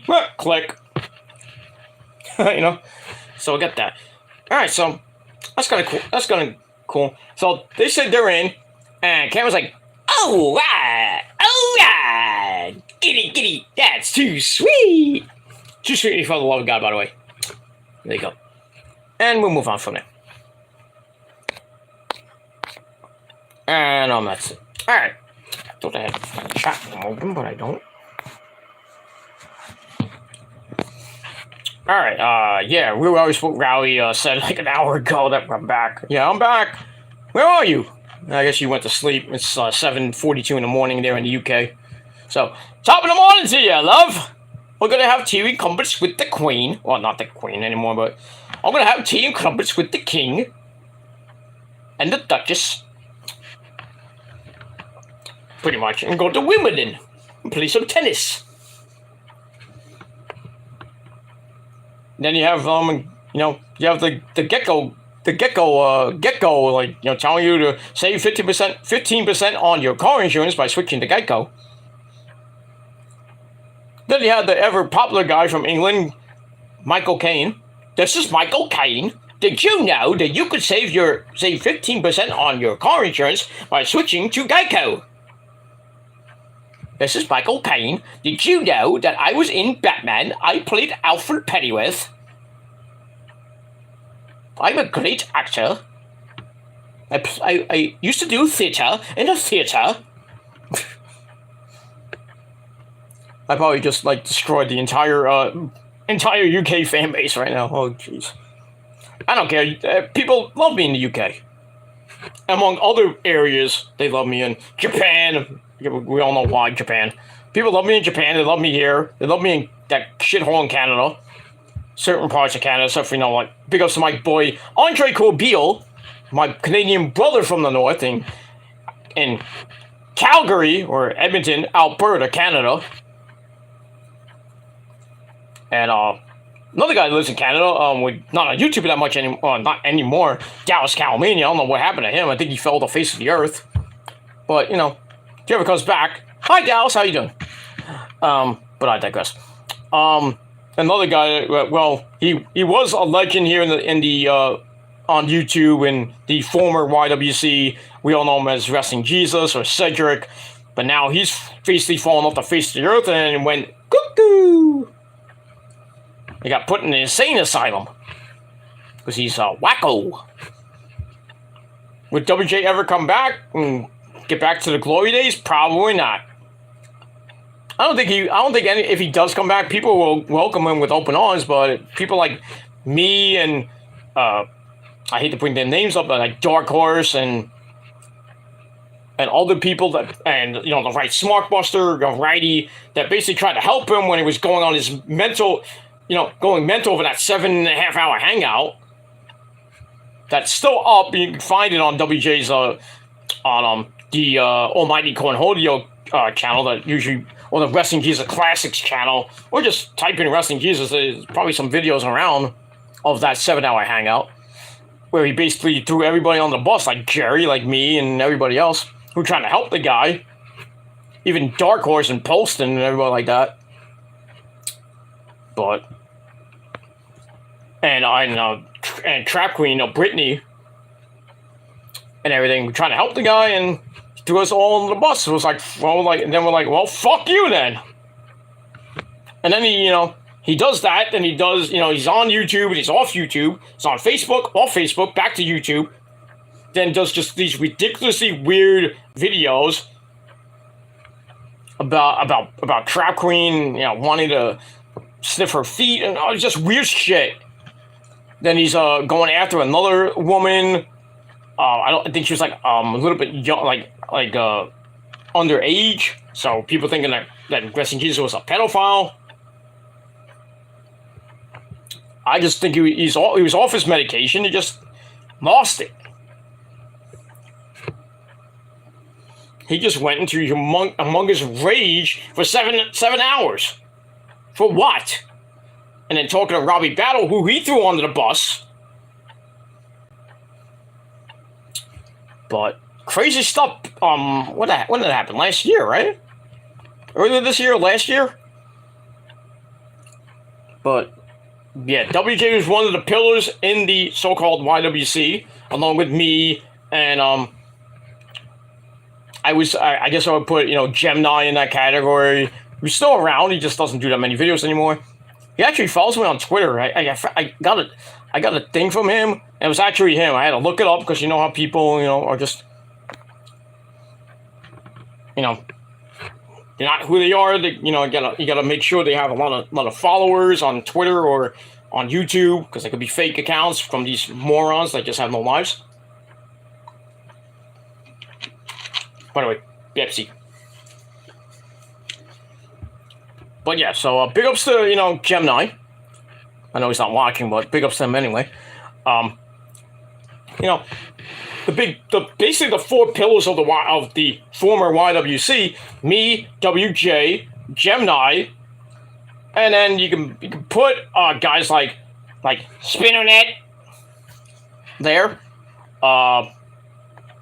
And really, that's basically the four pillars, because we started around like 2000. Some people started like 2009, like me and WJ started, not at the same time, but in 2009 we started. Even I think people say WJ started. I thought he started in 2006, but people saying he started in 2009 when I started, 13 goddamn years ago, going on 14 now. Oh, I'm a legend in my own mind. God damn it. But yeah, I'm the only original OG left on this goddamn place that has been on here longer than any of you schmucks. Or good people, I should say. Actually, I think I'm tied with Aaron Rift, with NoDQ.com, because he started. I remember him from basically way before I got on YouTube, because I made my original Human Killer 99 account in 2006. Thanks to my good buddy John Wright, by the way, for helping me out with that. But I made my own channel, but he helped me get on YouTube and all that crap, because I didn't know anything about YouTube. I didn't even know there was YouTube back in 2004, 2005. But then he was back in the old AOL Instant Messenger days, or AIM days. he would when I was doing my radio show, he would send me a lot of links, and it'd be YouTube. I'm like, what the fuck is YouTube? What is this? And it was actually he's giving me music videos. I was like, what the hell is this? Oh, this is cool. And I would see the music videos and I would comment, but then I was like, oh, you got to sign up. You're gonna make an account. So I made the Human Killer 99 account, which was my one of my old wrestling forum accounts way back in the day, barbaricwrestling.com, which is not extinct now, with Brett Buchanan and a whole bunch of other people. But yeah, I used that. That was one of my early EFEDs. Barbaric Wrestling had a sub-site called the BWF, and where I became the champion on the first night. And I held it for a pretty 2-3 months, because I'm a legend in the EFED world. Before I started training back in 2013, but it is what it is. So yeah, I did that, and I made my original Human Kill account, but I didn't do any video. I wanted to do videos right then and there, but I didn't have a camcorder at the time, and as much as I wanted to get a camcorder for Christmas, never got it. But then I eventually got it with my own goddamn money, and I started making videos back in 2009. August the 9th, 2009 was my first official video on YouTube, which was the original TTM TV, which I then changed to the Gilmore Chronicles. So that was that. But even before YouTube, I was on Facebook, not Facebook, MySpace, Kenny! MySpace, are you kidding me? MySpace! So yeah, I used to do videos when I had the camcorder back then. I did, when MySpace, before it even went kaput, I did MySpace videos. I had to put them on my camcorder, put them on my old laptop, which I still have. It's ancient, it's dead and gone now. Even Windows XP, and Windows XP has been stink for years. So I put it on there. I edited up a little bit, put it on MySpace under the Windows movie player thing, and I put it up on MySpace. I put the link. I put I had to render it and all that other shit, and make it so you can watch it on Windows Movie Player. So I would put the link on my MySpace page, and then when I was doing barbaricwrestling.net, whatever it used to be, I would put that there. And then I also did a podcast. I didn't even know about podcasts back in the day. I did a podcast with Rosa called the Rosa and Peter and Rosa Experience. I did like 3 episodes, and that was it. I didn't do it anymore because I had to buy a microphone, and that kind of gave me problems. But it was good. We had 3 good episodes. We talked about current events and stuff like wrestling and events, and that we would go to like Ring of Honor back in the day.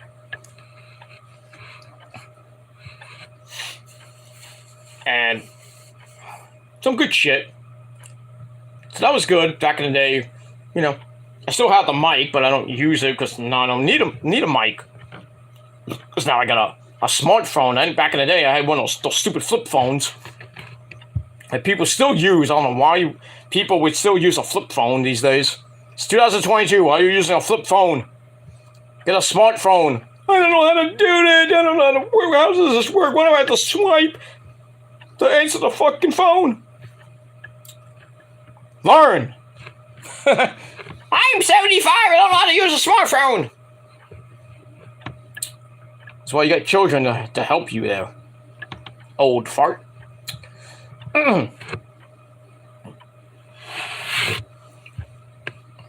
But yeah, that's back in the day when YouTube was actually good. From when I actually made the account in 2006, but then I started in 2009. First couple of years were pretty good. Then I got into that whole drama shit with just stupid people, and it's been ever since like 2011, 2010-ish, 2011, really 2011, 2012. When I got involved with really dumb people. Even Will was in that time, during that time with Death Clock Armageddon with his good buddy Jesse and everything. But, you know, Will remembers that time, you know, a lot, because we beefed a lot in back in the day.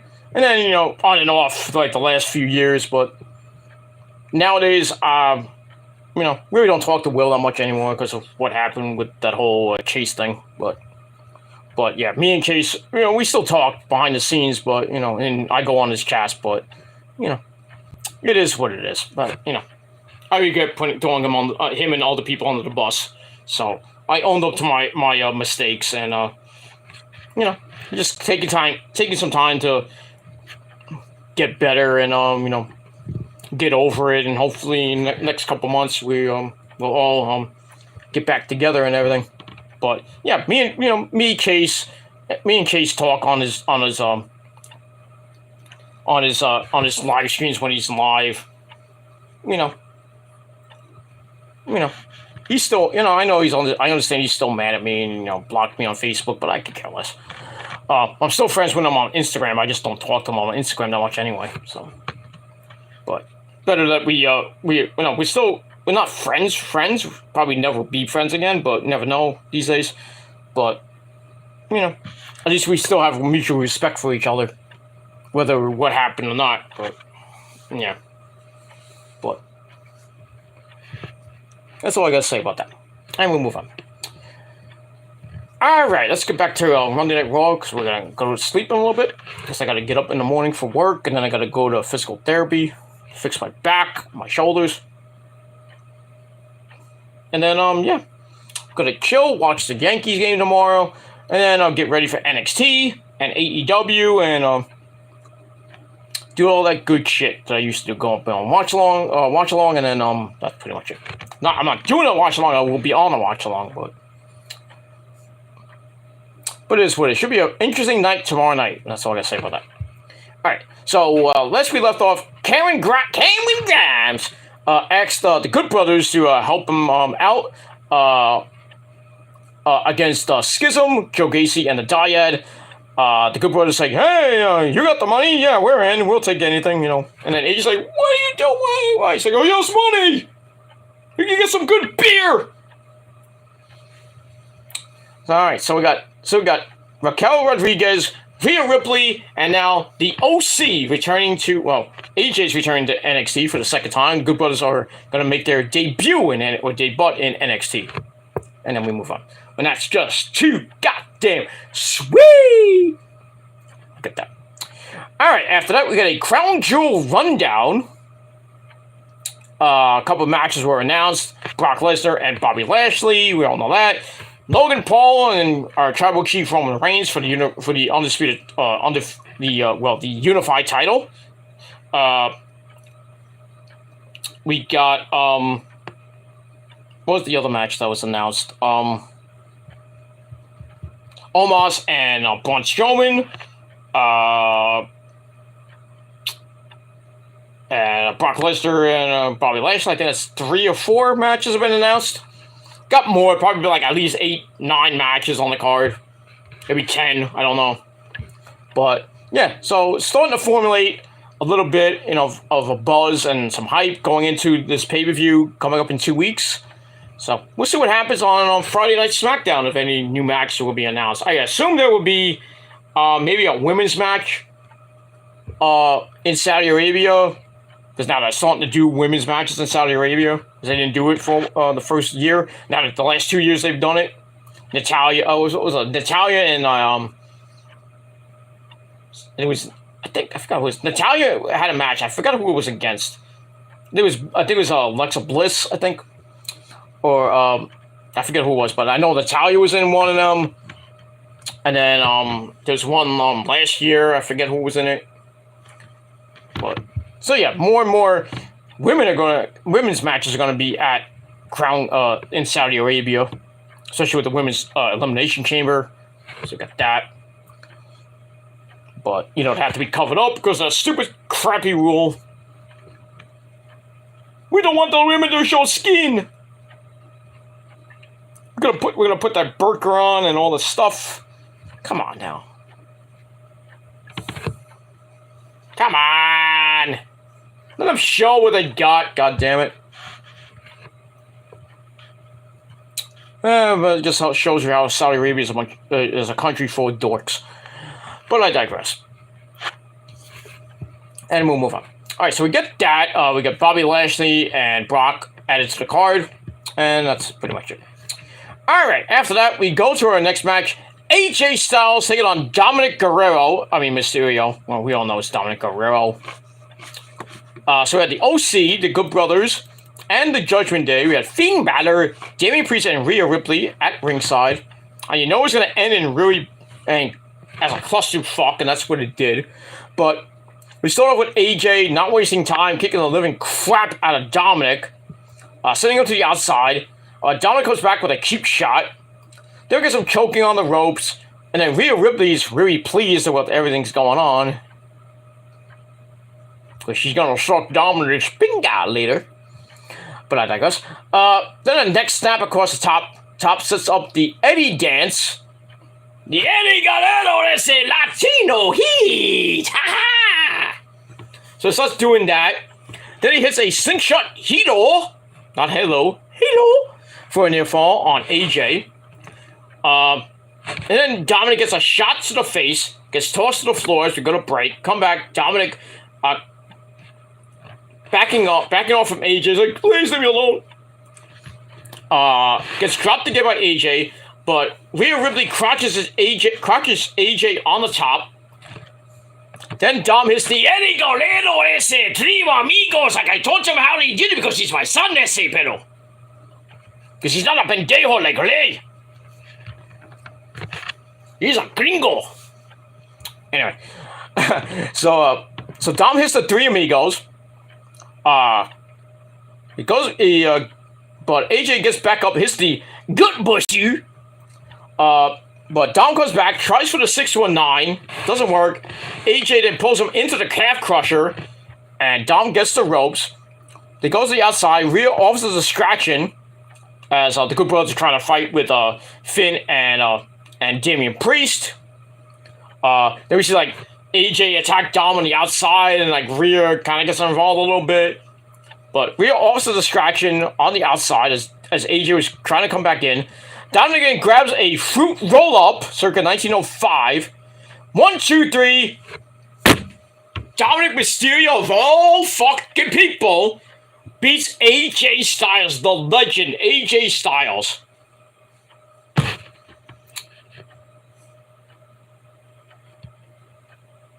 Fuck this shit, I'm out. You knew he was gonna win. You knew there was a chance that Dominic was gonna win because of Rhea Ripley and on Judgment Day. You knew it was gonna be a clusterfuck ending, and that's what it was. 14.5-minute match. Wasn't even that great. 2.25 out of 5 stars. But yeah, Dominic gets probably his biggest win of his career so far. Besides, his first win with his dad winning the SmackDown tag titles from the Usos. But this is probably one of his a better win than that one. He beats a surefire Hall of Famer in AJ Styles. Figure that one out. Pissed me off. But I digress. Alright, so like I said, 2.25 out of 5 stars. Then we go to the back. We have The Miz getting ready for his match with Dexter. Johnny Gargano comes up to him again. And Miz is like, what are you doing here again? He's not cool with what Gargano did, saying, hey, it's Dexter. Oh, I'm just kidding. He's like, well, after I'm done with Dexter and not letting him get a WWE contract, a main roster contract, he's like, I'm coming for you. After he's coming for you, like Booker T would say, come for you, Hogan. So Johnny's like, works for me. Okay. I'll kick your ass after. So we got all that. So I gave that 2.25 out of 5 stars. All right, then we got a recap of the beginning of the night where Bobby Lashley and Brock Lesnar beat the crap out of each other, or where Lashley beat the crap out of Brock. And that's pretty much it. And we move on. All right, then we were supposed to get Dexter and Miz right after that. If Dexter wins, he gets a main roster contract. But if The Miz wins, Dexter is gone from WWE. So Dexter comes out first, but then Miz jumps him from behind with a chair, beats him up with the chair a little bit, then hits the skull-crushing finale on the chair, and we don't have a match. And that's pretty much it. So I basically get a 2 out of 5 stars. And we'll move on. Alright, then we go back with Byron Saxton. He's with Damage Control, Bailey, Io, and Dakota Kai. They're not worried about anyone they're facing because they have taken out Asuka and Alexa Bliss. And I like how Io's like really looking like mean mugging Byron. Was like,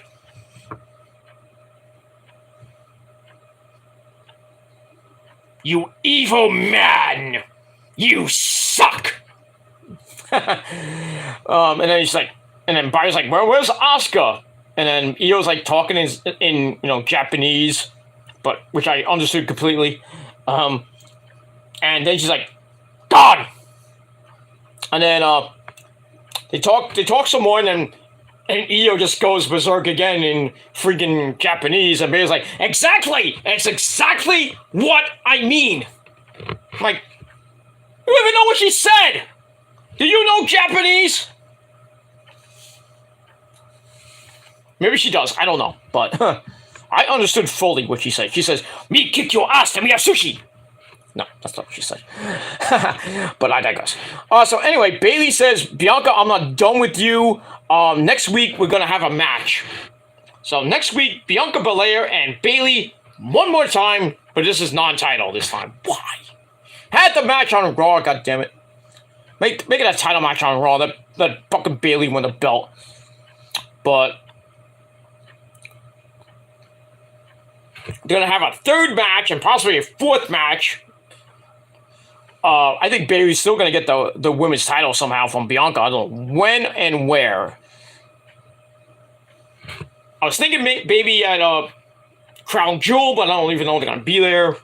And it's not going to be at Survivor Series, because I think for the women's, it's probably going to be Damage Control and another partner of their choosing, or maybe two partners of their choosing, against Bianca Belair, possibly Asuka if she returns from her injury, and Lexi, and two other people who, I don't know who.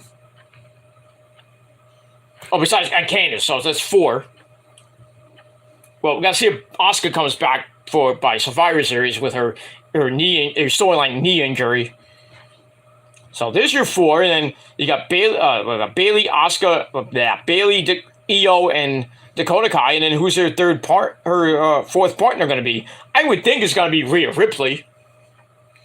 Or if they do a five-person War Games, I would put Selena Vega. Well, yeah, I put Selena Vega in there. And then on Bianca's side, maybe Becky. I was going to say Becky, but Becky's not coming back to WrestleMania.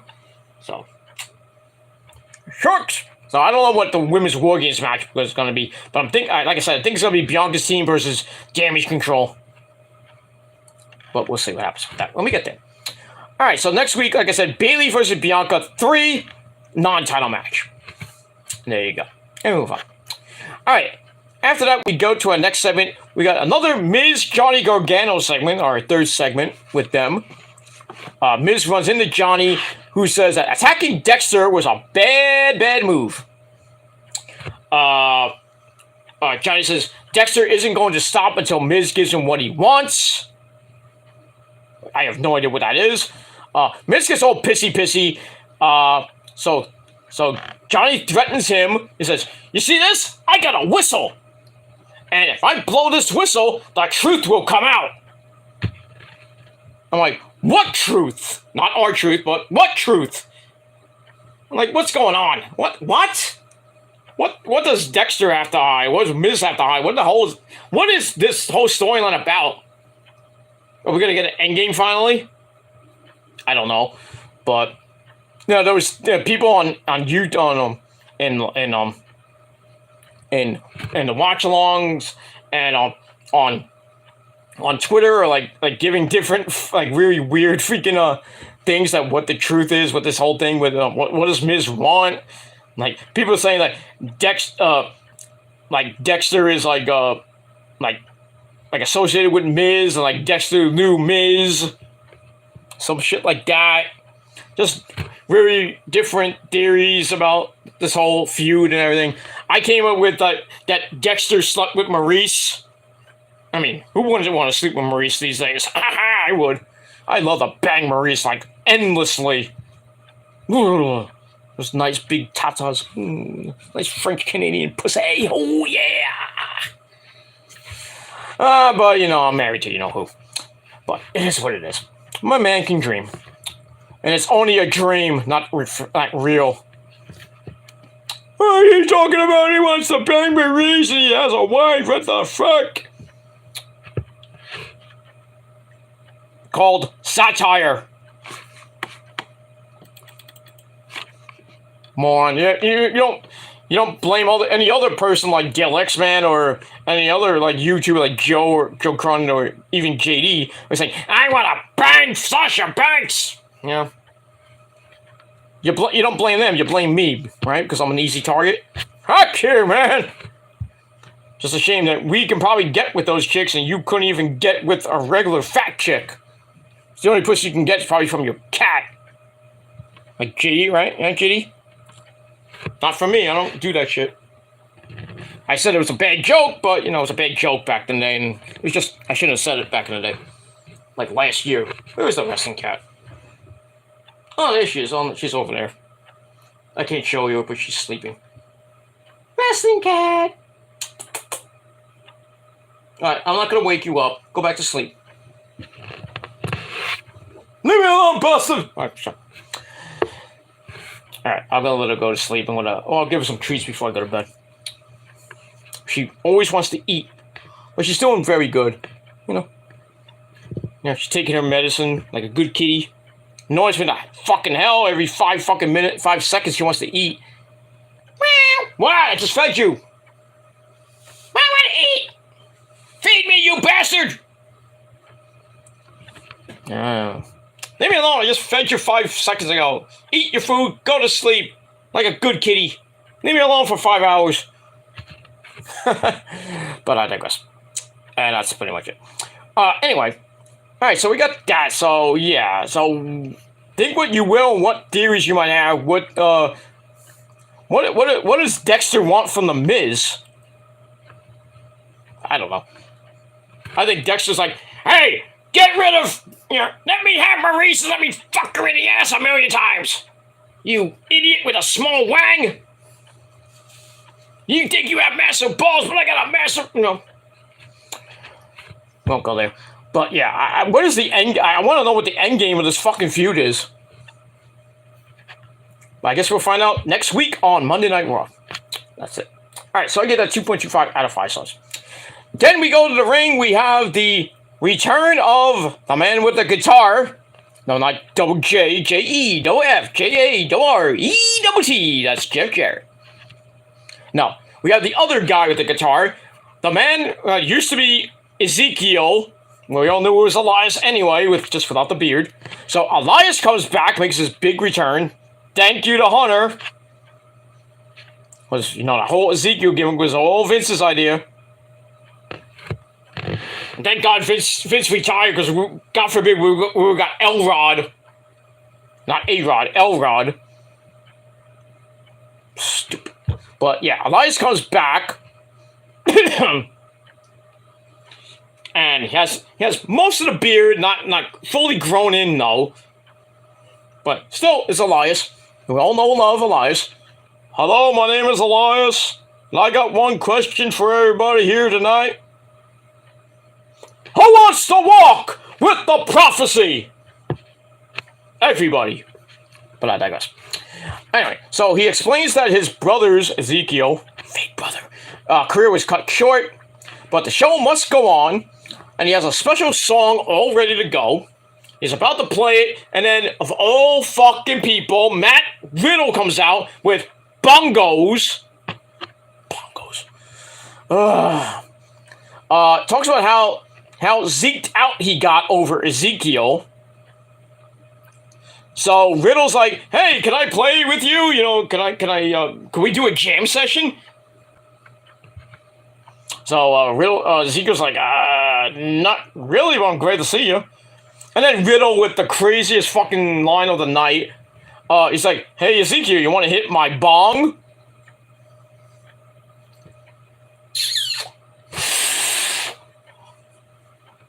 Everyone's like, wait! Matt Riddle is just basically the modern day RVD. But as we all know, nobody gets higher than RVD. And man, does he have a smoking hot wife, Katie Forbes. Whoa! Fake ass, and fake titties, but still smoking hot. I still fuck her. No, but it is what it is. Oh, so do other people that I know, but that know her personally. But we all know who that is. Anyway, so Elias says, "Hey, you want to hit my?" That's like Elias. Riddle says, "Hey, Elias, you want to hit my bong?" And Elias like, "I don't do that shit." But we can play together one day. And Riddle's like, "Oh, cool, yeah." So Elias like, "Okay, Riddle, can you just shut up, sit down, and let me freaking play my keyboard? Even though you got two guitars there, why don't you play the guitar?" So anyway, Riddle has a seat as Elias starts playing this weird tune, and he's playing over here like Riddle like kind of fake playing the bongos, and thankfully Seth freaking Rollins comes out to interrupt and end this weird as fuck segment. So I gave that 2.25 out of 5 stars, and that's it. And then we get to your main event of the night for the United States title, Riddle versus Seth freaking Rollins. Elias at ringside for some odd reason. I don't know why he was there, but he's there for a reason. I'll get to that in a minute. So, Rollins is defending the title, Elias at ringside. Riddle goes right for the triangle choke, like how he won at Extreme Rules in the fight pit. Rollins goes to the floor, he gets back in, and Riddle hits a good range suplex, setting Rollins down. But Seth comes right back with a shot to the throat. But Riddle knocks him to the floor, and Elias and Seth's like around the ring, around by the announce table and everything. And he looks at Elias. He taunts Elias for a little bit, and then Riddle hits the jumping knee, I think, off the apron. As we go to break, we come back. Riddle starts striking away at Seth. We get a running forearm in the corner. Then a floating bro gets a near fall. Then they slug it out again. Riddle wins that exchange. Then another floating bro gets broken up, which allows Rollins to hit the reverse superplex. Then he turns that into the reverse Falcon Arrow. So he kind of hit a reverse paradox. Or Cataclysm, or whatever he calls that combination. I think it's Paradox or whatever it's called. Paradigm, I don't know. Alright, so he gets a near fall out of that. Goes up top for the frog splash, but dives into the triangle choke. But Seth uses his super senior strength and breaks it up with a big-time power bomb. Then he picks up Riddle again, hits a kind of short version of the buckle bomb. Rollins gets a boot on the rope for a break. He goes to the floor so he can get away from Elias. So Elias doesn't want to interfere, but instead Seth, being the good heel that he is, just knocks Elias down with a super kick. But then he gets kicked down by Riddle with a punt kick, and it was good. Then the snap power slam a la Randy. Then the Hangman's DDT, or the Demon DDT. Sets up for the Gilmore Kata! Bang! But Elias comes in because he got knocked in the face with a super kick by Seth. He tries to get in. I thought it was going to be like a DQ or no contest, but Rollins shoves Riddle right into him, knocks him down, knocks into him, and Riddle falls down right into the stomp by Seth. 1, 2, 3. Seth Rollins retains the United States title in almost 14 and a half minutes. Match was decent. I gave it 2.5 out of 5 stars. And we get to that. Then after the match, Rollins hits Elias with a stomp of his own. Then another stomp to Riddle is loaded up, but then we see Mustafa Ali come in for the save, knocks Rollins to the outside. Then he has a suicide dive on the set. They kind of fight around over the announce table. Still didn't hit those two idiots on commentary. Ali then clotheslines Seth into the crowd. Seth goes running into the crowd. And we see Ali's like, it's like, I'm your problem now! Like, you got a problem! So Seth's like, you're a coward! Stuff like that. So Seth Rollins got more problems than just Mustafa Ali. He kind of has Elias and maybe Rat Riddle. So I was thinking maybe a fatal four-way match for the nicest title at Crown Jewel. But I guess we'll find out what happens Monday night, next Monday night on Raw. And personally, if that match is at Crown Jewel, you know Mustafa Ali's going to get the hometown pop because he's of Muslim descent. But yeah, Seth Rollins, he's going to beat his ass in Saudi Arabia. There's no way Mustafa Ali, of all people, is going to get the United States title from Seth Rollins. God forbid he does, because everybody will be like, fuck this shit, I'm out. With his new look, with his short trunks now. They fucked up the stalker gimmick, or the what was it, not the stalker gimmick, what was it, the hacker gimmick. They fucked that up. They fucked him up in Retribution. Basically put him in catering. He wanted to leave, and then somehow they made him come back, and he has a little feud. And then basically, really does nothing after that. Back to catering, basically, and hardly on TV. Now he's actually in a feud now with Seth Rollins for the United States title. You think he's gonna win it? No. Dude should be fucking released. And maybe go to AEW would be actually utilized correctly. I mean, I hate to agree with JD, but JD's right. He's probably one of the most underutilized talents in WWE. I hate to agree with JD at times, but sometimes, he's right.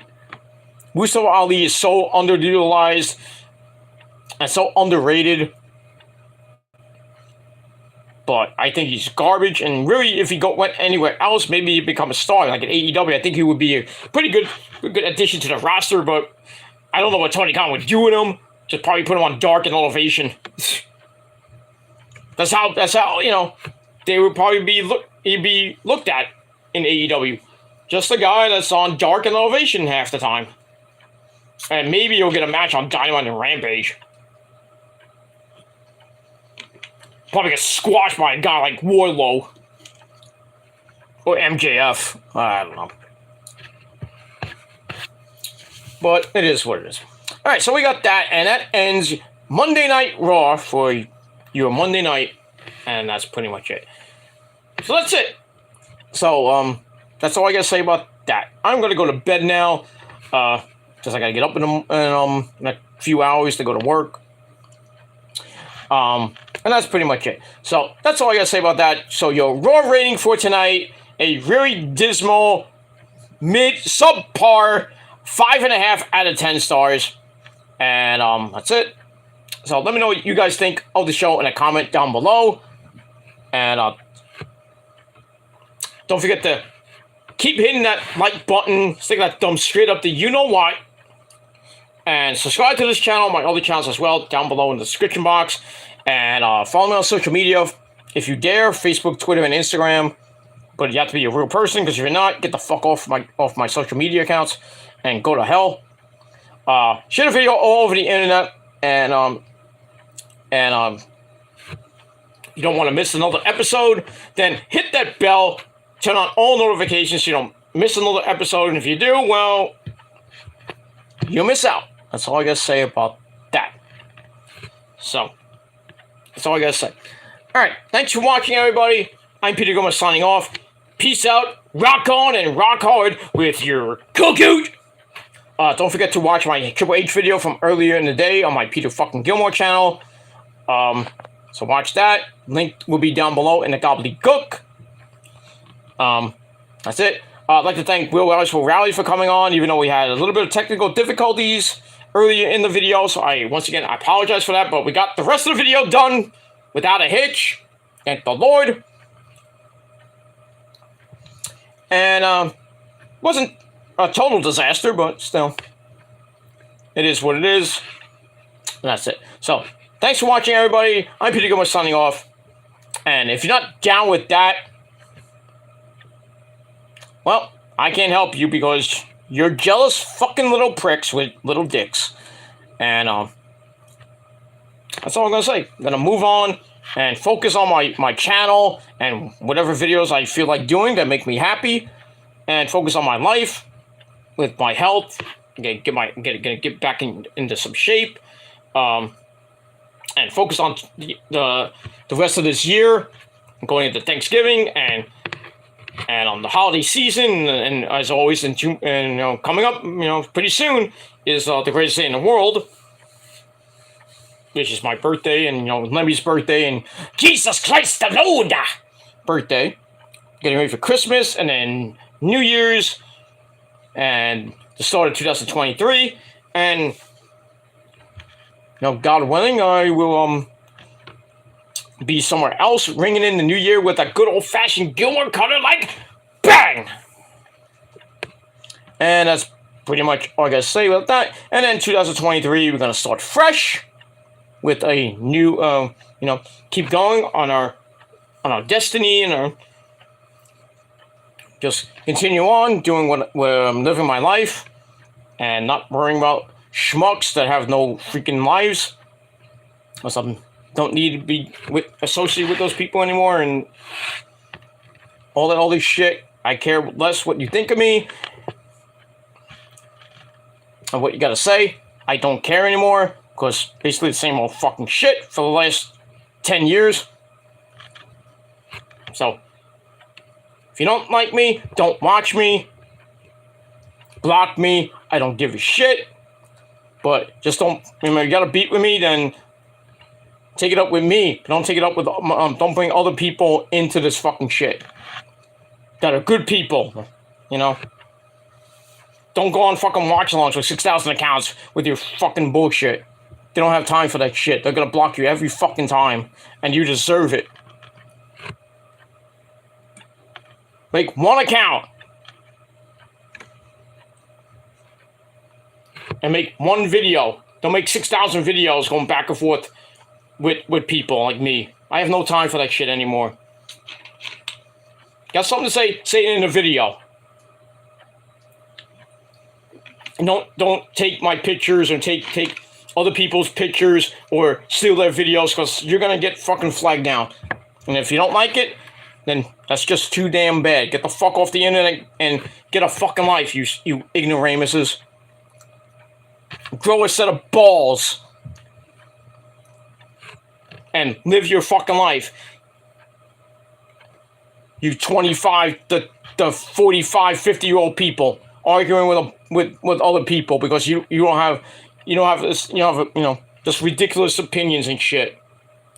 And you just have a hatred for people for 5-10 years. Get over it. Get over it, alright? You don't like me and what I've done on this website, and I've regretted every single thing I've regretted on this fucking website, especially in the last couple months, what I've said and done. Most of it, I'll take full accountability for it. And I'm just gonna, I apologized, but I'm just gonna move on with my life and just not worry about these assholes. I got, basically no lives, and I'm just gonna focus on my life and do my video, do my reviews, and do videos that I like. And I'm not gonna, give these ignoramuses and these fucking retards any more attention anymore. So you think I'm lying? You think it's not gonna happen? Then I don't give a shit. Go fuck yourselves and rot in hell. That's all I gotta say about that. But if you want to keep going and stalking me and stalking everybody else and bringing other people into it, then you know where you're gonna go. It's off this website and possibly a lengthy jail sentence. But that's all I gotta say. All right, thanks for watching. It's time to go to bed. Some of you people really need to go to bed. And I mean, if you're in another part of the world and like 8:30 in the morning, if you have work, go to fucking work and stop dreaming about me. Make sure you clean after that. Because, you jerk off to me all the time, so make sure you wipe and change your clothes and take a shower after. But I digress. So anyway, I'm out of here. Peter Gilmer signing off. Until next time, motherfuckers! I bid you adieu. And like I said, if you're not down with that, I got 3 words for you. Oh, scissor me daddy. And fuck you, man. And that's it. Until next time, Peter Gilmer signing off. See you tomorrow, everybody, for NXT and AEW. But that's it. I'm out. Peace, bitches.